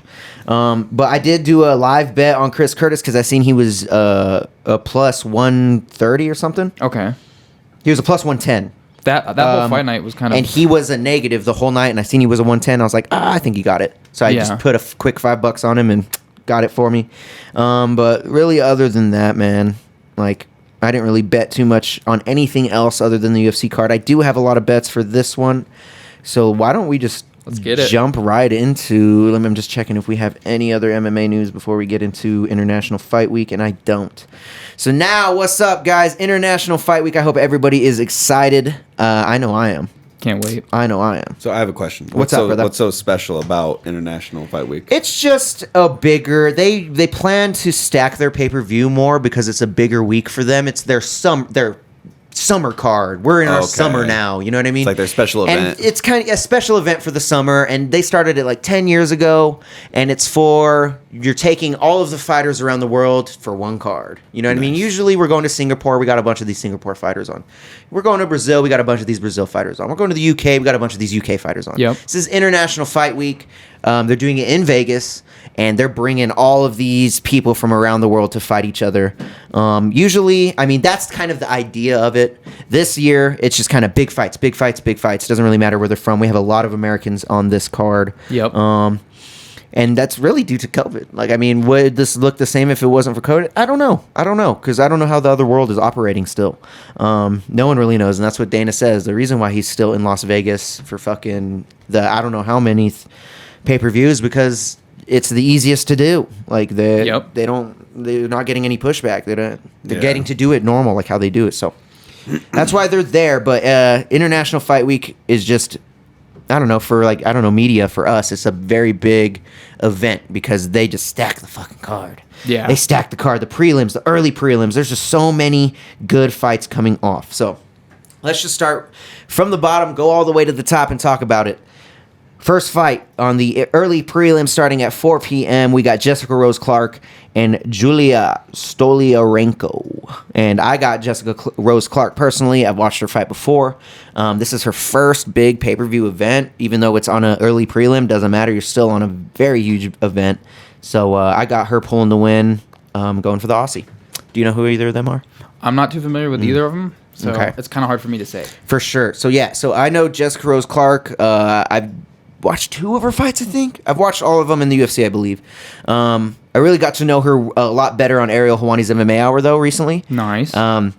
He's been interviewing her a few times, you know what I mean? He interviewed her a few months ago. And what's cool is he interviewed her a few months ago, and they were talking about how she's never been on a pay-per-view card yet. Mm-hmm. And she promised him, Ariel, when I get on a pay-per-view card, if you pull the strings for me, or if it just happens, they made a deal. She says, what I'll do is I'll let you pick the song that I walk out to. What? So Ariel's like, okay. And the song that he picked is Shawn Michaels' Sexy Boy. So she's going to be walking out to Shawn Michaels' Sexy Boy fucking for her walkout song for her fight. So that's fucking fire, right? Shout out Ariel Helwani for such an amazing suggestion. Yeah, so he's putting her on the immortal wall. He's gonna put her on his wall of memorabilia just for doing that. You know what I mean? So shout out to Jessica Rose Clark. I'm pulling for her for the win, and I do believe I parlayed her up. Let's see what I got open on this week. I did have her parlayed open, but guess what? I already lost the parlay. Guess why? So what I did is I parlayed up Jessica Rose Clark to win this fight, paired her up with Macy Barber to win her fight, and then I paired her up with Serena Williams to win her first match in Wimbledon. Oh, fuck. And she lost! God damn it, Serena, you 40-year-old. Ugh. Good job, Harmony Tan, though, getting the win. I only lost $5 on that, but I was like, yeah. So what I'm probably going to do is I'm going to probably do a live bet for Jessica Rose Clark or a same game parlay. Okay. One of the two. I do have Jessica Rose Clark for that win. Other than that, one step up. I've just mentioned her. We got Macy Barber fighting Jessica I. Dude, dang, I didn't even know that was on the card. That's a banger. Banger fight, dude. I love Macy Barber. I love Macy Barber. Yep, love me some Macy Barber. She's at 10-2. All of her fights have been bangers. Love watching her fight. And she's fighting a Jessica I at 15-10. I mean, I think she's got it. 15-10. That's got to be one of the shittier records in the UFC. Well, Jessica I has fought some who's. Who's who's. She's on a highlight reel knockout of a foot. Valentina. Murdered and then her. Mentioning Macy Barber, so she's 10-2. The only loss she has in the UFC that I'm aware of was against Roxanne Modafferi, where she tore her ACL in the first round. Fought the rest of the fight. First Crazy of all, chick, man. It's hard to know, when you're standing there, my ACL's completely torn, but I'm sure that's got to be such a foreign feeling in and of itself. I would like for athletes to take a more selfish approach and say, look, I don't feel comfortable standing. I need my career longer. Take the loss that you inevitably earned by a doctor stoppage because you tore something in your knee. Again, adrenaline, you might not have known. I'm not trying to judge her for continuing, but God. She had nothing to prove. You're such a warrior. Even without tearing her ACL. And she hasn't even been in the UFC for that long. But all of her bouts are brawls. Didn't she? Brawls. Was she... I believe she had a Twitter beef with Paige Van Sant, if I'm not mistaken, I think so. before Paige Van Sant departed from the UFC. Yep, I think so, bro. They should have fought. I would have liked to watch that fight for sure. Absolutely. I think Macy would have won. Macy would have... Macy's so good. She would have big sistered her. We'll say that. Fuck. Talking about so good, though, how about Andre Muniz versus Uriah Hall? I got Muniz by sub, dude. Muniz, and I actually have him parlayed up, I think. I will not bet against Uriah Hall. I know, it's hard not to, bro, but Muniz, you've seen what he did to fucking Jacare's arm. Oh, yeah, Fucking that was broke it. So, oh, man. I think he's going to take down Uriah Hall, just like we've seen Uriah Hall get taken down so many times before this. True. And add on an 11th loss to him, which fucking pains me because I love watching Uriah Hall fight. I've watched Uriah Hall fight for a long time, but god damn it, they didn't do him any favors giving him Andre Muniz. No, but if he wins, he has a lot of momentum. Is this his first fight coming off of the leg break? So they had a scheduled fight. Weidman? Uriah Hall? They had a scheduled fight on April 16th. Oh, that sounds familiar. So that's when they were supposed to fight, so I think it is. But Andre Muniz, before Uriah Hall, submitted Eric Anders, submitted Souza. The Crocodile. Yep, the Croc. I mean, he's just surging, dude. I think those are the only 2 fights in the UFC, though, to be honest. Those are bangers. I mean, what else do you want? I mean, they kind of gave him a favor giving him a Uriah Hall, who is not a grappler. Really? No. Really. So that being said, I did put money on Muniz. Let's see what I did, though. It might be a parlay that I already fucking lost. I think it was because I parlayed it with something else. Did you parlay or maybe I didn't bet on him yet. Did you parlay the under? I think I was waiting to parlay him with the same game. Let me see. Ricky just parlays like the Stanley Cup trophy having -1 or under 1.5 dents. Yeah, for real. Right? It's like I can't drop it more than once. Like 1.5, bro. Like, God damn it. Definitely wish I could have bet on that. I didn't place a bet on Muniz. I thought I had a bet on him already. I need to make one. Let's see. That might be a night. Let's see of what he bet. is. Let's see what he is right now. I guarantee Those odds are probably are- favoring him if I had to bet. Yeah, he's favored pretty heavily. Is he? probably like Is he plus- on there? Yeah, it's -340 for Muniz, plus Yeah. 260 for Uriah Hall. Okay. That's intense. Okay. 3-2 I'm definitely or- parlaying him up. That's more I'm than probably that. going to do the same game for either his takedowns or sub attempts or by sub win or something. Okay. Because I bet that'll be nice. But other than that, that's the early prelims happening real early. Be Uriah sure to Hall? catch those. Do not forget to catch Jessica Rose Clark, the first fight of the day. Because she's coming out to Sexy Boy. I mean, what more do you want? Sexy Boy. Is Donald Tyrone playing or fighting? We'll get to that, yes. Yeah, we're gonna get to that. That's we're gonna okay. get to That's that. a noteworthy one. We'll I get thought to that was What's prelims. crazy is he's on the prelims. Yep, he's Yeah. on the prelims. So the first prelim fight right now, though, that we're going to talk about is Brad Tavares versus Dricus du Plessis. And I put money on du Plessis. I don't know too much about him. I know Brad Tavares is a fucking dog, though. Yep. But I do have Dricus du Plessis on a parlay. I parlayed him up with Brian Barberena, Sean O'Malley, and Ian Gary. Threw $10 on that. Hopefully it gets me $92 back. $92 back. That's the only one I have du Plessis winning. Yeah, that's really I don't have too much input on that. I just hope dude wins. I've seen him fight a few times, du Plessis. I've obviously watched Brad Tavares fight, Yep. and it's not going to be an easy win. It's No. not going to be an easy win. No. I will say that. What will be an easy win in my eyes, though, is Ian Gary getting that dub against Gabe Green. Do you guys know who Ian Gary is? You ever heard that name? Is he a Ian Gary? jiu-jitsu specialist? He is not a jiu-jitsu specialist. He is a. I'm going to show you him. If this shows a fucking picture. Okay. If you want to see that little tiny little picture right there, I don't know if you can, but that is Ian Gary right there. He's from the UK, I believe. Is he and really young? Oh, very young. He's like 20. Didn't he get a mean knockout in his last fight? Mean knockout, and he did a The in O'Malley studio card? interview. Or not O'Malley, I'm sorry, Paddy Pimblett card? Paddy Pimblett card. Yeah. Yep. Yeah, I'm rooting for him. Ian Gary. Yeah, I'm rooting for him. Ian Gary, I have him parlayed Young. up with. So I have Ian Gary parlayed up with Macy Barber and Sean O'Malley. I forgot about that Macy Barber parlay with O'Malley and Ian Gary. That's actually a good one. That one's coming in at plus 215. Dropped $5 on that. Hopefully get 15. So shout out Ian Gary. I think he's gonna win it. He's Same. at 9-0 right now, and there's no stopping this man. One crazy fight that we have to talk about that Winston just brought up though is the fight after this, and it is Jim Miller versus Donald Tyrone.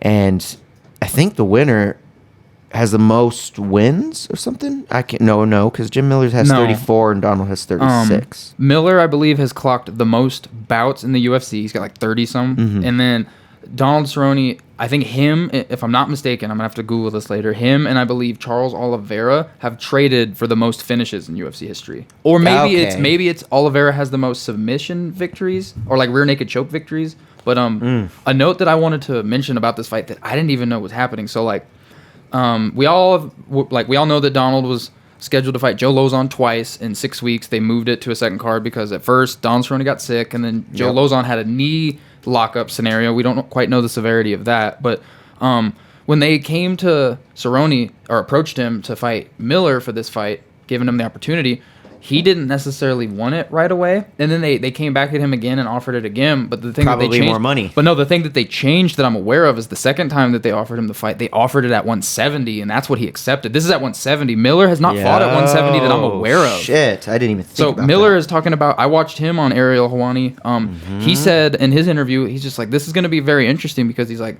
when they called me and said Donald will take the fight at 170, he was already 168 on the scale. So Miller said he's like, I'm eating steak, I'm eating fats like that I normally don't get to eat. I'm not like dehydrating myself as bad. He's like, I'm gonna be able to walk in like at natural weight come fight night. And he's like, that could be dangerous. He goes, I realize I'm not gonna fare well in the 170 division because like he cuts weight to 155. You're too old. You're too small. Well, yeah, he for doesn't have 170s. too much left in the Yeah. tank, but he realizes that this isn't a career move because the dudes that like he cuts to 155 and he weighs like 170. If he fights at 170 consistently, he's going to be fighting dudes that walk around at 190. He's fighting a 190 DP, and he's not happening. he is not a tall man, so it's like Yeah. that won't fare I well bet with DP him. even walks at 210. 205. Oh yeah, he said in an interview that he dude. walks around like 205, Yeah, 190, fucking 205. ridiculous. Yeah. Ridiculous. So, but no, at 170, that is a whole new can of worms. It is. Because think about this: Donald's head kicks are going to be slower. Slower. He's going to be slower. Now that being said, Jim Miller's takedowns are going to be slower, but he's going to have a lot more leverage to put against Donald Cerrone when he's leaning on him on the cage, because we know that's what he likes to do. That's what he likes doing. I honestly, I think he's going to come out swinging, though, personally. Jim is going to come out swinging. He has nothing to lose. I'm betting on Jim Miller based on, like, Donald has just kind of shown a lot of his like trauma from his last bouts. Like, it's just caught up with him. You know, Yep. you can't have the most finishes without being in like wars. But that being said, anyone could win this fight anyway. You know what I'm saying? I wouldn't be shocked. Only one of them are going to get 17 losses. We got Jim Miller at 34-16, and then Donald Cerrone at 36-16. But Whoever's losing is getting that 17 on their record. Cerrone might have that mindset because he's been talking. I got 2 bouts left. I got 2 fights left. It is what it is. I want to What a fight good 50 career. times, and then I want to ride off into the sunset. So like, he might have retirement on his mind, which could cloud his like current state, like his judgment, which could affect him He's negatively. coming off of losses, too. Or he could have a determination, like, this is my last like 2 weeks of work, and then I'm cashing in, I'm retiring. You know what I'm saying? Like, could you imagine the mindset of wanting to power through that? He might have some senioritis, is what I suppose. Yeah, it's some senioritis. I mean, he wants to do everything. And he's not a sole MMA's my whole life guy, man. He rides bulls. He goes skydiving. He likes fucking water skiing. He likes getting on the boat. Like, he's a fucking wild child. The reason he fights is he's an adrenaline junkie. Exactly. Did you see Budweiser made him custom cans? Yeah, dude. Cowboy cans? Fuck yeah, dude. Name another fighter that's gotten that treatment. Seriously. He deserves it. He really Yeah. deserves it. And we're going to see him in the Hall of Fame. Honestly, I could see both of these guys in the Hall of Fame. Why wouldn't we see Jim Miller there? Oh, yeah. All that being said, man, who you got?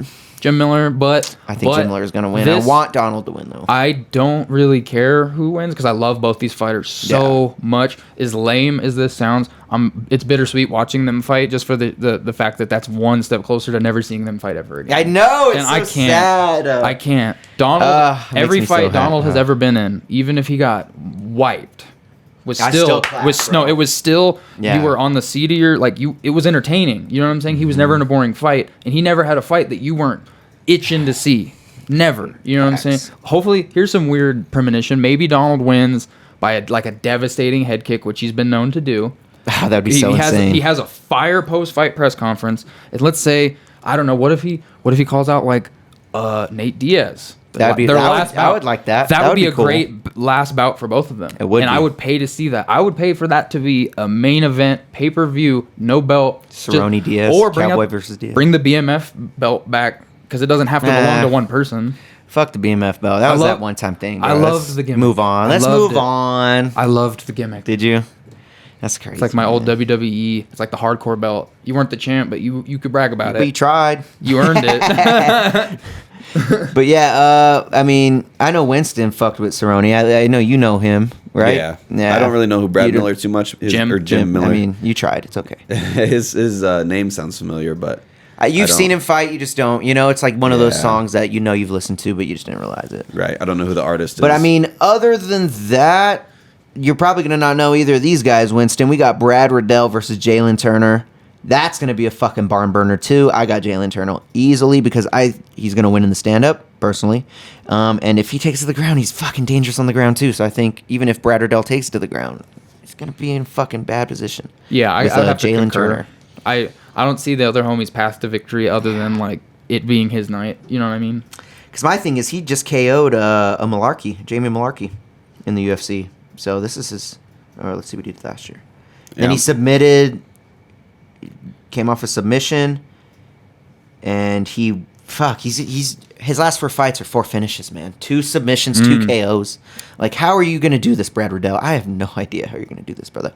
So that being said, I actually parlayed Jalen Turner up with Pedro Munoz and Sean O'Malley not going the distance, and then Sean Strickland and Alex Pereira not going the distance. I feel like that's a very strong parlay. We got Jalen Turner, and then 2 fights not going the distance that I'm expecting not going the distance, and we got a plus 362 for a $10 bet to win $46. So hopefully that hits.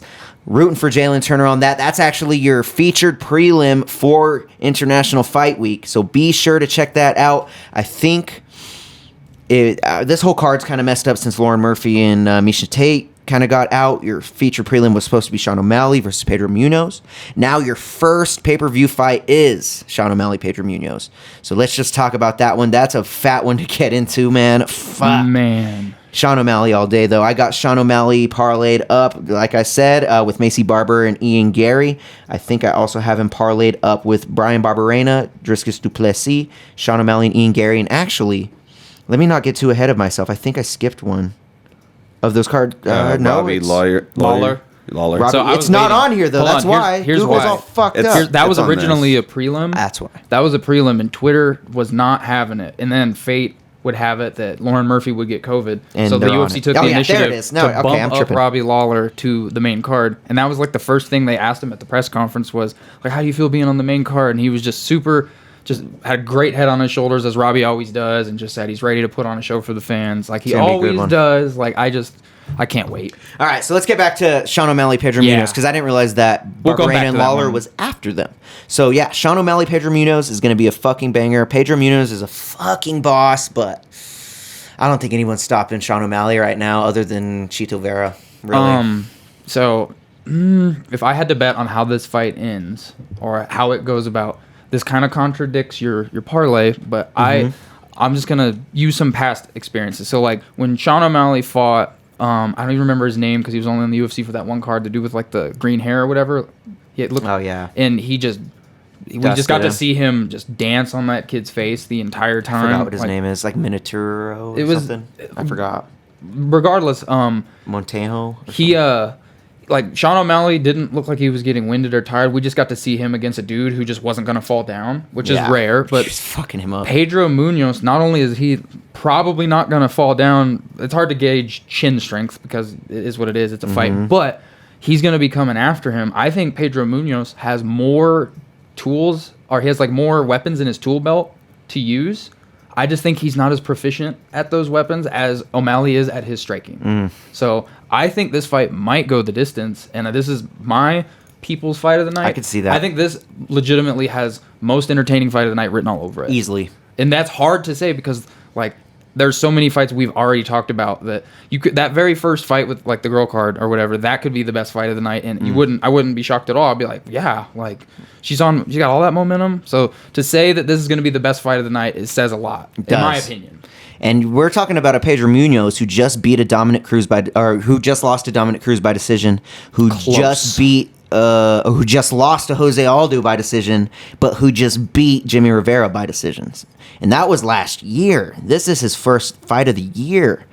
And man, I don't know. I don't know. This is going to be a hard fight. I'm kind of sad that I bet for Sean and Pedro to not go to the distance because I forgot Pedro Munoz is a fucking dog, and man, it's going to rely on if Sean O'Malley can knock him out for that bet to fucking happen, because I really don't see Pedro Munoz knocking Sean out. I don't see him submitting him either, because Sean's wrestling has gotten better. His hips have gotten better. His jiu-jitsu has gotten better with every fight. Same. So I think if Pedro tries to shoot on him, Sean O'Malley's going to sprawl Muniz's face to the ground. Like, Yeah. that's just a personal guess. I could would be bet- completely wrong, and if I am, I'm not going to be sad about it, because this is a Pedro Munoz I would who's bet fighting either- the who's who's. I would either bet UD for Sean O'Malley, I'd agree. or I would bet KO Sean O'Malley Or inside of TKO. 2 rounds. Inside of 2, because there's Let's see so what- much potential in this bout. I can't I wait. got to see what Sean O'Malley is minus 315 right now. I don't agree with those. Munoz is a plus 260. It should be a little closer than that, man. I don't know. So who you got, Dave? 'Cause I have, like I said, I think a unanimous decision Sean O'Malley win or a Sean O'Malley KO inside of 2 rounds. So you think Sean O'Malley's gonna win? Those are my predictions. I just agree. think Pedro Munoz will survive. Like, I'm not trying to be mean. Like, he could easily win this fight. And Easily. wouldn't be shocked in any way. He's a top 10. Like, he's in that spot for a reason. This is the first time O'Malley's cracked the top 10 because they just got a new contract for him. He was complaining he didn't like his pay. They finally met in the middle, and here we are. He's Yep. fighting a top 10 dude, and he's talking about he want belt fights. And It's right huge. now we have Sean O'Malley to win by TKO KO at a plus 140, and then we have Sean O'Malley by a decision at a plus 150. That's pretty fucking good odds for. I mean, compared to Pedro Munoz for a KO TKO plus 800, or Pedro Munoz by decision plus 600. You know what I mean? Jesus Christ! Like, the odds are kind of in favor for O'Malley for this one. Watch for leg but kicks. He's though. also a fan favorite. So The like biggest. All like that's the odds are based on who's betting Yep. for who. Everyone's putting their Exactly. money on O'Malley because no one really, unless you're a UFC person, you know who the other guy is. Yep. So all the I fair agree. weather UFC people are putting their money on O'Malley. So those numbers So are true. skewed. It is skewed. And they'll level themselves They'll- out because people that know what they're doing will be like, okay, This is Pedro Munoz. Yep. exactly. So, I want to see the fight to go the distance, what the odds are. And it's a plus 100 for it to go the distance, a minus 135 for it not to go the distance. So it's Like a wash. pick'ems. It's a pick'ems, It's a yeah. wash. Little pick'ems on that. That being said, man, that is going to be one of my favorite fights that I'm watching. I personally think it's going to be even a bigger banger than Brian Barrena and Robbie Lawler. What do you think about that? I do too, because I think that we're going to be treated to a really, really good knockout. But the thing is about Robbie Lawler and Brian Barberena, we're in for a brawl. I think it's gonna be a wild one. We're going to see some wild scrambles. And that's a pick'em too. 115 Robbie Lawler and a 105 Brian Barrena. So Pick'ems. I got Barberena winning that. But Same. that being said, Robbie Lawler he was a dude who was on borderline retirement. And like he was fighting in Strikeforce. He just didn't have a lot of eyes on him. And then he reinvented himself by just winning. You know, winning solves everything. And then next thing you know, he finds himself in like a trio of bouts with Johnny Hendricks, gets his belt, and then he treats us to one of the greatest fights of all time. When what's his name? Canadian.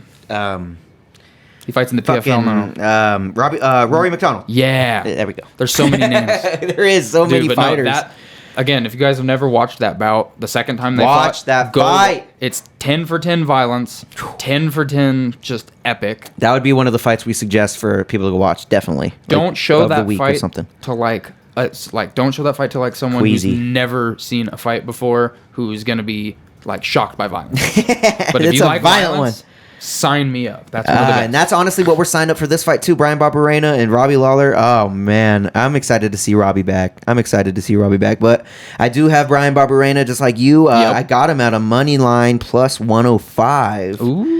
Before he went negative, and actually parlayed that up with Israel Adesanya and Jared Cannonier to not go the distance. And that parlay hit for 275 plus 275. It's a good bet, man. All right. $5 to win $20. You know what I mean? For two parlays, I'll take that. Take that. I can tell you why Plus those 275. odds- Come on. I can tell you why those odds were favoring is because everyone's thinking about when Izzy fought Yoel Romero.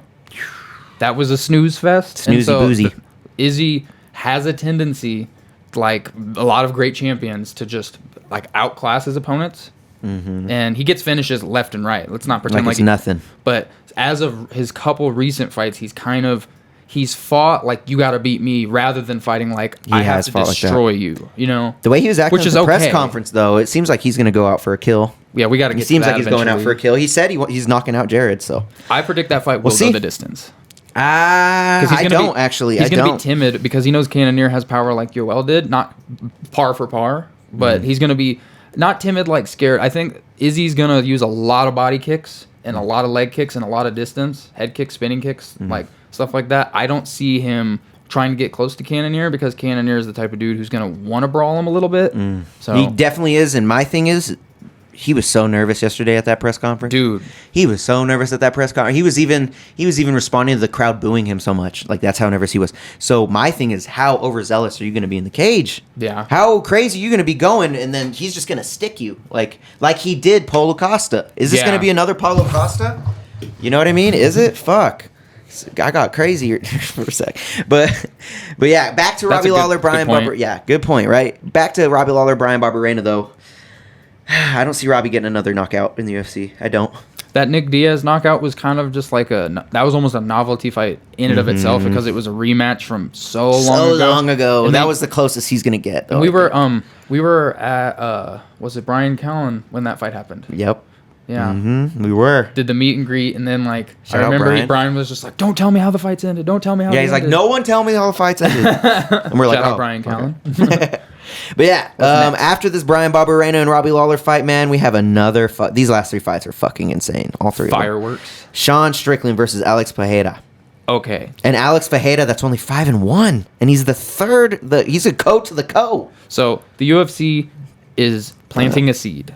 Yes, The definitely. seed that we've been hearing in commentary and nonstop and just constantly reference is that Alex Pereira has 2 wins over Izzy right now. One being a knockout. One a decision and one a KO.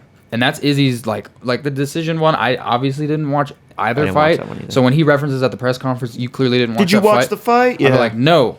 But the highlight has you, brought to you by Lunesta. You know what I'm saying? Yeah, bro. You're out. You're not just getting up. You're out. Now, out. If you want to compare, that's not good. Compare what they've done in combat sports, Alex Pereira has not gone on like an 18-1 terror since then. Like Izzy has. Like Izzy is a completely new reborn Izzy. Exactly. So Alex Pajeta, don't know. So the UFC has the thought process of if anybody pulls out of this fight night, they have their backup at the same weight class who's relative, who can get that title shot, so they can have the step in, and people will be interested. And then secondly, if I'm the UFC right now and they're puppeting their marketing future, what they want is Izzy to win in spectacular fashion, and then I think they don't care who wins between Sean Strickland and Pereira, because if Pereira wins, we got a rematch from a kickboxing bout. That's huge. That's going to sell. Everyone's going to want to see that. If Strickland wins, that press conference we just witnessed, it's sold. That's going to be the best. That will be the best. I wanted to bring that up so bad too. That will be the best-selling middleweight fight. Can we just talk about the underdog star of the press conference, Sean motherfucker Strickland, dude? I saw a tweet. He killed that press conference. This tweet I saw killed it. Just sent me. The tweet said Strickland handed Izzy a 10-7 at that press conference. Did, dude. Dude, he mopped him. For those of you guys who aren't familiar, so Sean Strickland, they asked him a bunch of questions that was kind of like poking the bear. They wanted him to like insinuate that like he's the best, he's gonna win, he's gonna go fight the champ. They want that promotive like input. But what he did, he went a step further. He starts trolling Israel Adesanya, starts like shitting on the man. He literally look, because Izzy loves anime. You know what I mean? He literally looked at him. He's like, at least I don't beat off the cartoons like you. Oh shit! Yeah, dude, straight up. And he said it like 4 times, bro. Yeah, he's like, you're no champion. He's like, yeah, what kind of champion beats off the cartoons? And like he fucking Izzy has French tips on his fingernails. He made fun of that. He made fun of that. French tips on his fingernails. You can see when you're that rich and you have a fucking $700,000 chain on your neck and you drove up to the conference in a fucking McLaren. Bro. You can do what you want, though. That's just weird, bro. I agree, it's but like Lil Pump with his long ass fingernails. I can't say nothing because Izzy's the man, but I can say that's easy target material. Yeah, and then I mean you're getting roasted. It gets even better. So like when that happens, Izzy tries to respond, and Izzy's response when he says like he's like, this is your champ, he beats off to anime or whatever, or he says cartoons. He says he beats off to cartoons. And so Izzy turns around and he's like, you know what? When he's like, if you win this fight, when we eventually fight, he's like, I'm gonna knock you out, and then I'm gonna do a TikTok over your grave. A TikTok dance over your grave. And then immediately he's just like, grown ass man doing TikToks. This is your champion. I just went in, dude. Sean Strickland, literally a fucking hero, bro. A microphone hero. I love him, dude. He's so funny. That's why I'm saying the UFC they're winning no matter who wins that fight. The only way that the UFC loses is if that ends in a kicked in the nuts stoppage, or it goes the distance and is a draw, but that might be a win for a rematch. But my goodness, you either have Pereira rematch or you have just replay that just replay that like you beat off the cartoon. Done. It's over. And he even at some point, Izzy was like, "It's hentai." You fucking right? Yeah, exactly. That's what I was thinking. It's called hentai. So he's like, it's a cartoon. He did respect Izzy and still backhanded him. He's like, he's a great fighter. They asked him, "Do you think Izzy does steroids?" And he's like, especially because the news was Izzy just got his. They give you a Letterman jacket in the UFC or USADA, the US for 50 clean tests. Yeah, anti-doping agency. So he has 50 clean tests, never failed a test. So they give you a Letterman jacket, which is almost patronizing, like, hey, we've harassed the shit out of you. Congratulations, here's your Letterman jacket. But no, he gets the jacket, so they reference it, and it was funny because he's like, yeah, I don't think Izzy does steroids, to be completely fair. Like, he did have like a right titty, but I don't know. That shit. Oh man. Okay. Let's talk about the fight though. Let's talk about the fight though. He's fighting an Alex Pajeta that did take out Israel Adesanya 2 times. Who's winning the fight? I honestly, I couldn't bet on either one. I'd literally just bet for it to not go the distance. That's the bet. That's the safest bet. The safest bet. I got Sean Strickland because of how like he's just been going in recently. Like that is a man on a mission. He trains harder than most dudes like fight. You know what I'm saying? He does. That being said, Alex Pereira's key to victory is crisp, sharp striking. Strickland's key to victory is anything outside of striking that he so chooses to use, or he can fight fire with fire. I think he can out scrap him. I really do. I think he can too, personally. But that's how this fight Alex ends. is a big dude, and he has reach just like Izzy. He throws knees standing that knock people out. God, dude, his flying knee knockout was fucking impressive, dude. Like, I'm scared for Sean, but even though I want bet Sean to on it win. not to go to distance, I could see it going the distance into just being a complete war. Yeah, it could. It's one of those times like when you get like two wrestlers in the same fight and everyone's like, oh, this is going to be a grappling war, rear naked choke city. And then you get two wrestlers who strike for 25, 15 minutes and neutralize what gets them to the table. So but I think Strickland's going to weigh on him. He's not going to use Muay Thai or clinch. Grind him out, I don't think he's going to clinch because there's a lot of clinch work in kickboxing. Makes sense. So I think his key to victory is either distance, put him up against the cage, lean on him a lot, threaten a takedown, and then when he's like transitioning off the cage, that's when Strickland needs to throw like combos, Go in. because I think he can overwhelm him. But someone should probably get put unconscious this fight. Like that's almost a sure thing. Someone's gonna get put unconscious for sure, whether it's a submission or a knockout. I think if Sean mixes it up enough, he'll probably get the dub because you're fighting a kickboxer. He beat Izzy twice, but it was in kickboxing. Yeah, and Izzy wasn't years shooting. prior. Izzy wasn't shooting at you, bro. When There's no you're threat. taking shots at you and there's a threat to the ground, like you're a different fighter. So, if I had to pick one, I got Sean. I got Strickland winning TKO last round. Let's go. Okay, good. You guys heard it here first. Good prediction. Now the next fight, the co-main, one of the two title fights of the night, one of the biggest fights we really need to talk about. Another fight that was going crazy at the press conference. Yep. Alexander Volkanovski versus Max Holloway for the featherweight title. So, for those of you who Can't don't wait. know, this is their third time fighting. 3. Their first bout was razor close. I thought Max did it on the first bout, but it was because I was so used to seeing that same blueprint where Max will just he'll engage with you, he'll dance with whatever you're good at, and then he'll outclass you per se, or try it like as close as possible. And then that second fight, I don't see how Volk took that. He got dropped more. I don't see how he got outstruck. Like he got dropped. it was like he didn't drop Max at all. Like the only dude who was ever in real immense danger at any point in that 25 minutes was him. I feel like by rounds he won, by strikes he won. Like I don't know what metric Volk did to earn it. No disrespect to Volk.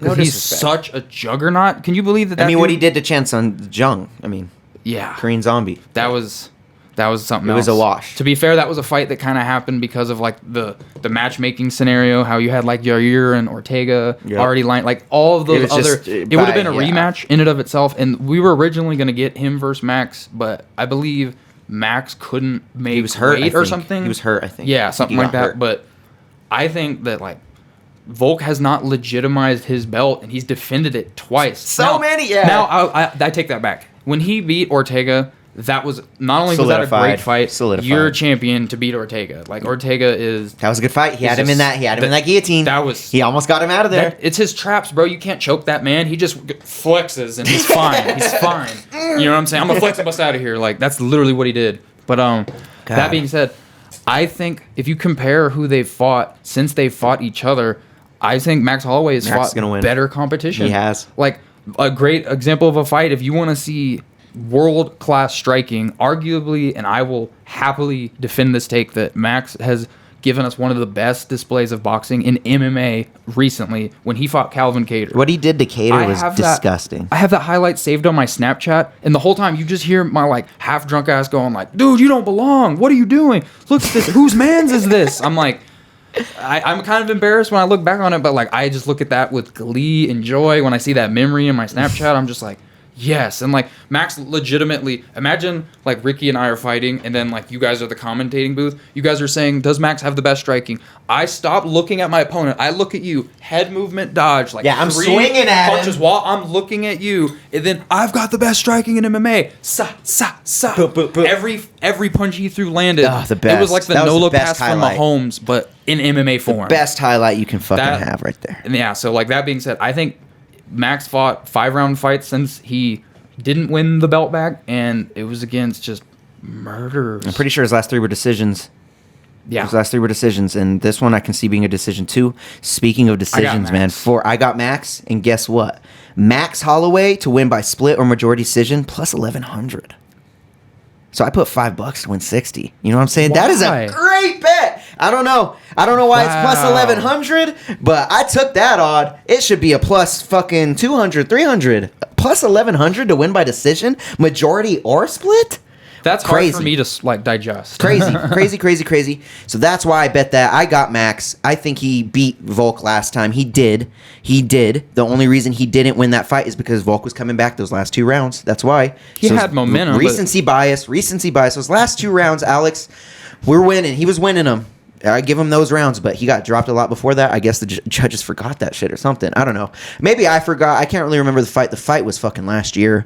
So was a minute ago. It was a while ago. So, maybe I'll have to go back and watch that and reassess and go from there. But that being said, I got Max Holloway. Same. It's going to be a banger fight. Do not sleep on Alex Volkanovski. If Volk wins, I will not be the least bit surprised because he's on a 16-fight win streak. Oh, Yeah. shit. I'm making bets while y'all are talking about Are it. you, dude? Yeah, Good. so I'm Yo, give us where basically- you're at. Well, let's wait till the final one. Okay, and yeah, then- cool. So what we're gonna do? We're gonna go over Winston's bets off of what we're saying after this. I like this. This is cool. This is dope. Yeah, this is dope as fuck. So yeah, we got Alexander Volkanovski and Max Holloway. That's gonna be fucking insane. I can't be hyped about that enough. And let's talk about them at the press conference. Do you see how fired up Max was at the press conference? Oh, it was Why great. is he so fired up? I think Fuck, he dude, just he wants people was- to tune in. I think that's what I it think was. he just- When they did the face-offs, he went and patted Volk on the shoulder, and they talked for a second. So Yeah, I think he was like, "Yo, that was just for a promo." Like, It's all love. Because Max was literally like, they were asking questions. He's all, "You'll see fucking Saturday. We'll see Saturday." Like, he was fucking fired up. And even Volk was like, "Yo, do you have a bad weight cut or something? What's good?" One moment from the press conference that didn't get to the main videos, it was like one of those like other MMA YouTube channels that had recorded it when they were just asking their one-on-one questions.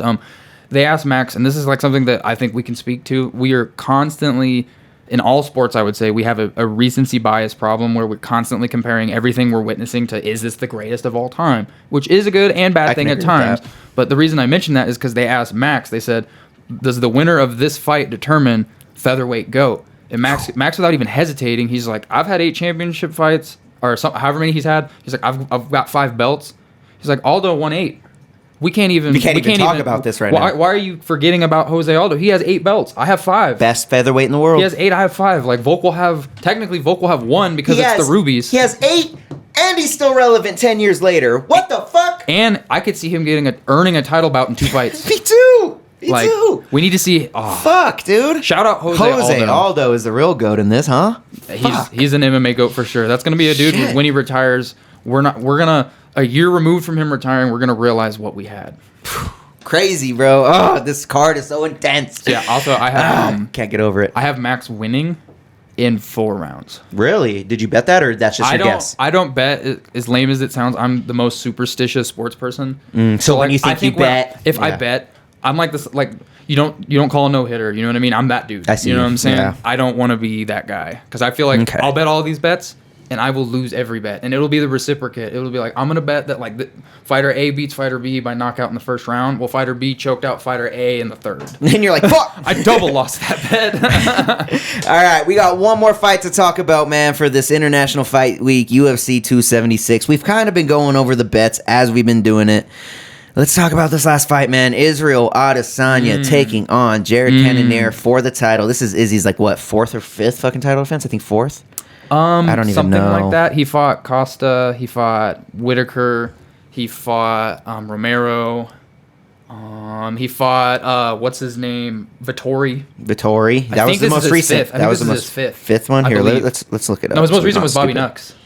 Bobby Knuckles. Now that was his most recent. I just want to make a comment and say One. I think Bobby Knuckles won that fight. Jan. If He I'm- lost to Jan. That's a loss. Yeah, that's not I really a forget. title fight. It was for the light heavyweight, but that kind of doesn't really matter for the consideration of his middleweight belt. That would have been great if he did it, but it just was what it was. But yeah, for as far as defenses, I think Whitaker, Paulo Costa, Uriah Romero, Marvin Vittori lost to Jan, and then beat Whitaker, 5th title defense against Okay. Jared Cannonier. In his 6th straight title fight.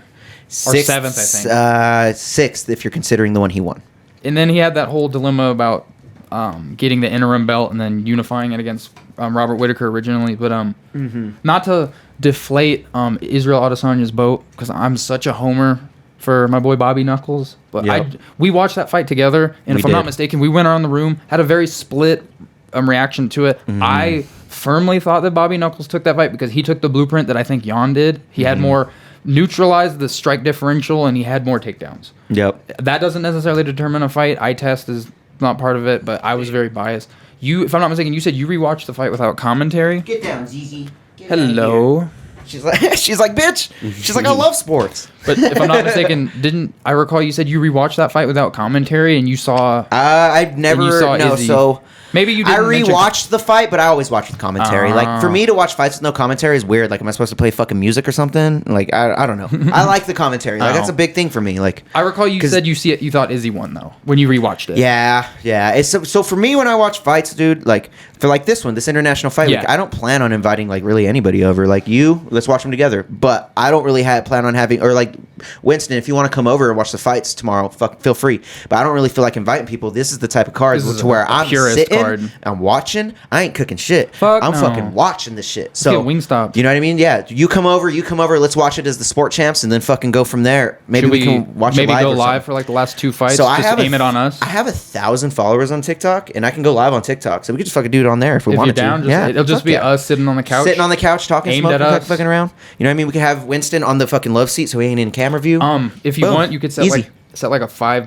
That'd be difficult. So you could set like a timer, like a phone in the corner. Maybe you could have like a. This is roughly where the time is in the round, 5-minute rounds. You know, yeah, like that'd be kind of hard. It's only going to be for 2 bouts, but that could end up being 50 minutes of combat. It could be 2 really. 5-minute rounds. It could, yeah. 5 round. But honestly, bouts. these last 2 bouts, the only one I seen going 5 rounds is Max and Volk. I don't really see Izzy and Cannonier going the distance. I'm calling that's going to go the distance, and Izzy's going to win. You think so? Izzy by decision? But the only 2 ways that I see that happening is similar to O'Malley. It's either going to be Izzy via TKO, I think, or Izzy VUD. So an Izzy KO TKO plus 150, an Izzy by sub plus 1,600, Izzy by decision plus 110. What about Cannonier? Even less than a fucking... Cannonier's best odds to win have to be by KO. Cannonier to win by KO TKO plus 600. Cannonier to win by submission plus 2,500, to win by decision plus 1,000. Cannonier's plus 350 to win outright. So he's the underdog heavily. Huge underdog. I would legitimately 380 now. He's 380 now on I would bet DraftKings. $10 on him to win via decision, just to see where that. Just to see where it goes. That's kind of what I did with the Max. But I think that's actually decent odds. I don't think he's going to win, but I think that's the only way he could win. Got you. So that could like leverage some of your bets if you bet both ways. One thing you could bet on is parlay them up like I did with Jalen Turner. Multiplier odds. Jalen Turner, and I parlayed up with Pedro Munoz and Sean O'Malley to not go the distance. Might have not been the best bet after we're talking about it. I'm sorry. It's okay, dude. I hope you win this is why every we bet. talk it. This is why we talk about it. Yeah, we'll have to start talking about them beforehand. No. I like this. True. You know what I mean? Because it helps on us. air. Yeah, bro. It helps us with all this, man.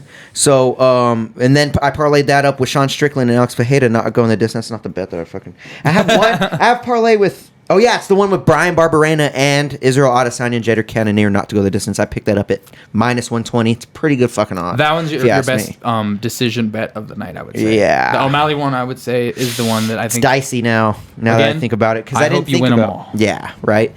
Well, I didn't think about how many times Munoz has been to a decision. He's been to a decision a lot of times, man. I should have looked that up a little more. See, that's the thing, guys. Like, never take my bets. Like, don't. Like, if you lose money on my bets, that sucks for you. Like, I'm not a fucking professional. I'm just doing these bets and having fun with my friends. You know, I'm not like a professional or nothing. But, you know, if you hit. It's just content. Yeah, this is just content, man. Maybe you should make a song to apologize to people who lose money on your bets.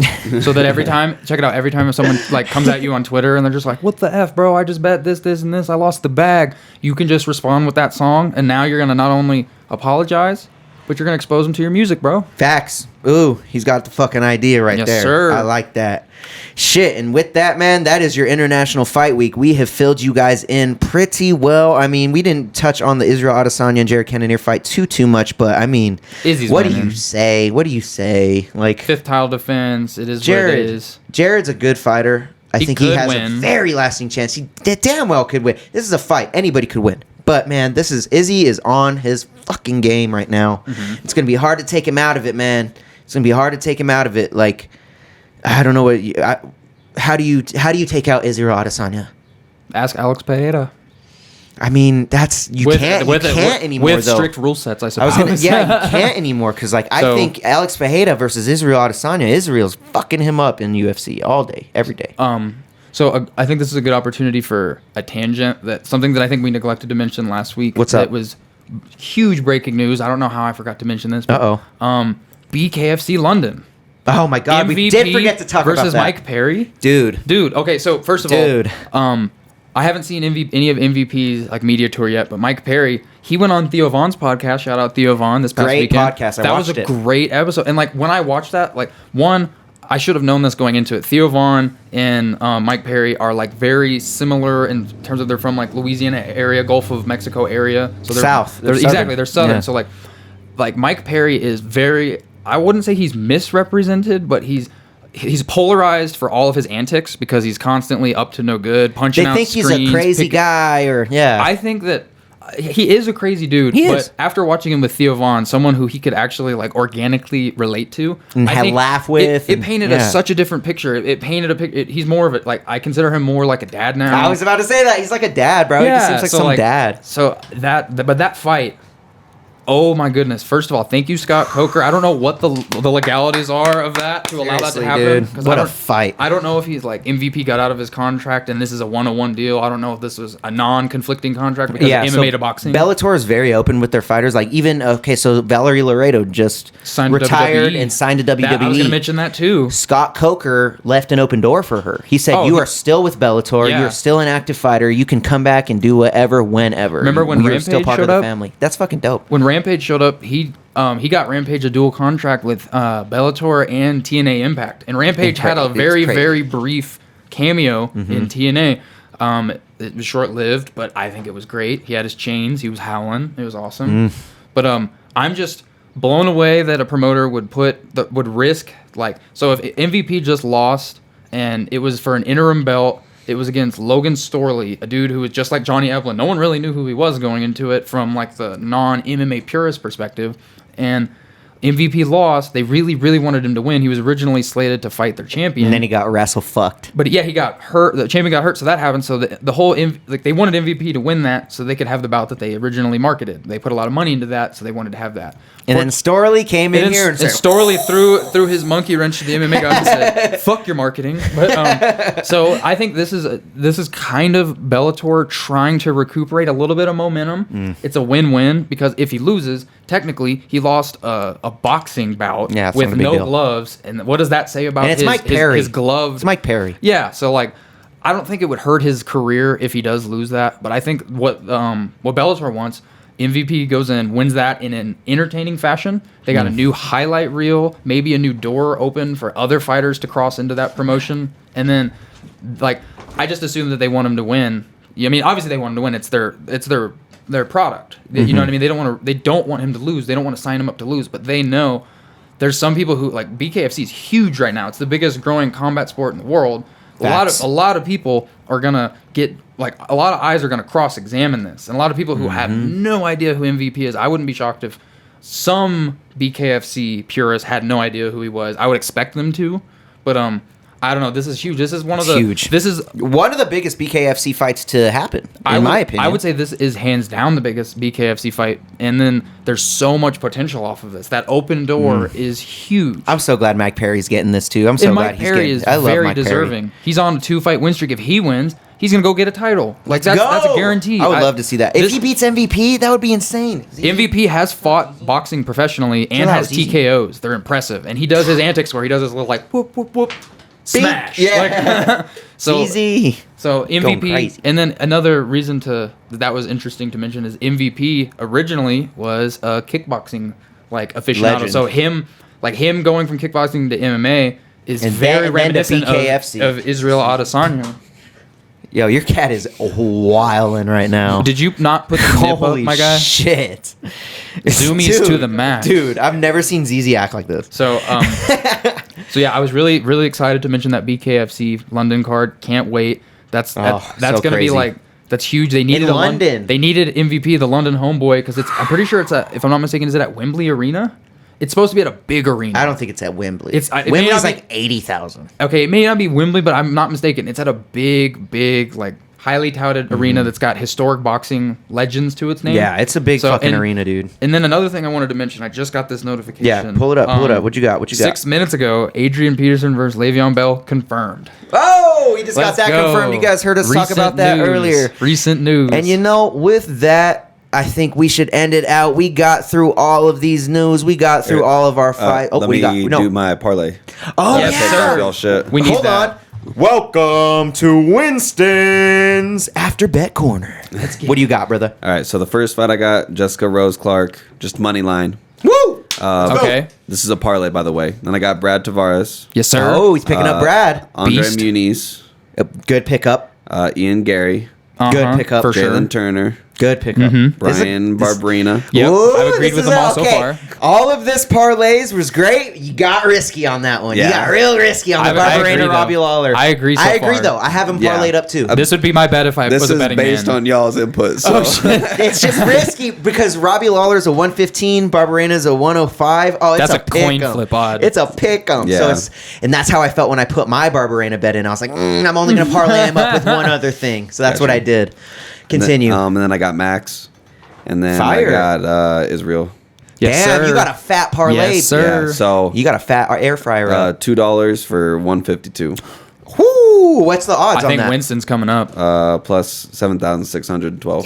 I like that. Yeah. I like And your those are parlay. safe It's a fat bets. parlay. Those are It's pretty just that safe, those dude. multiplied odds is what's doing you that, bro. For real. Yeah. I mean, and they're all really close, other than Andre and then Israel.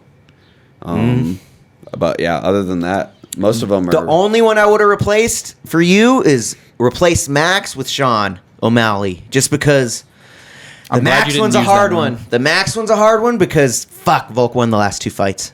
Fuck, Yeah. he won the last two He fights. won the fight in the opinion of 3 people. Won the fight. You know what I mean? So Yeah. it's Not another to pick. belittle It's like judging. Brian Barberina He and won. Robbie Lawler. it sounded like Max is really heated and really ready to go. So based off that, I was like, I'm gonna put my. If I money on show you Max. that pre-fight press conference, you'll be way more Yeah, confident. see, based on what Yeah. you were talking about, Oh. I just did it based on what y'all were talking about. It's $2. If I fucking It's lose it, $2. who gives a Dissection fuck? of our. And if you win it, you're gonna be like, opinions. "Let's go!" Exactly. Like that shit would be sick, bro. Oh, yeah. But yo, that was Winston's Bet Corner, and that was Sport Champs. You guys, thank you guys for joining us Episode for the second episode. We fucking killed it, man. We fucking killed it. My name is Rick G, man. I just dropped a new music video with the homie Daniel Ridgway for the song Maleficent. Go check that out on YouTube right now, or just go check it out on Spotify, Apple Music, any streaming service that you want. And then also when on can they see you? July, Where can they see you live? you can see me live Live on and direct. July 9th out here in Avondale, Colorado. I'm going to be opening up for Twista, man. That's going to be a fucking fire show at the Super Bud Bowl. If you guys just hit the links below, the Eventbrite link below, and use the promo code Rick, you could get tickets for 50% off. We doing any footy for that or any streams? Oh yeah, we're gonna not streams. I'm gonna get internet some permitting. footage. Yeah, we're gonna get some fucking shit popping. You know what I'm saying? Maybe go live on like IG or TikTok. Yeah, for just I'll probably go live or something like He's before the show performing or something. for Twista, you guys. It's Twista. This man, Fucking he legend. just keeps. So I gotta like brag about you for a second. Do it, dude. Okay, so you have just been leveling up, and like you don't need other artists for you to perform. You headline shows in your hometown, so everyone knows that like you are a draw now. Like it's official. But the fact that you went from like every person you performed for, like Devin the Dude, now Twista, you're just leveling Went up. from futuristic Yeah, to I Devin forgot, the Dude to I forgot all Twista. about that. Futuristic, that was an insane show. That show was fun. Dude, you're just going up from here. I'm just Woo. glad to be a part of it. Thanks, dude. Thanks for Bro. always going. This guy's never missed a show. Never missed a show. Never missed a damn show. He ain't missing the one on July 9th. So get your tickets, man. Go. See us there. Code Rick. Code Rick, all lowercase. You get 50% off on those tickets. Other than that, man, I'm dropping an EP on July 29th. That is called Nano Diamonds. Has 6 tracks on it. 4 of them unreleased. 2 of them, She a Little Freak, and Go Ahead and Bust It. Those are already released. You can go check those out right now, but be on the lookout for those. With that, that's all I got, man. Thank you for joining me. You want to shout yourself out, Dave?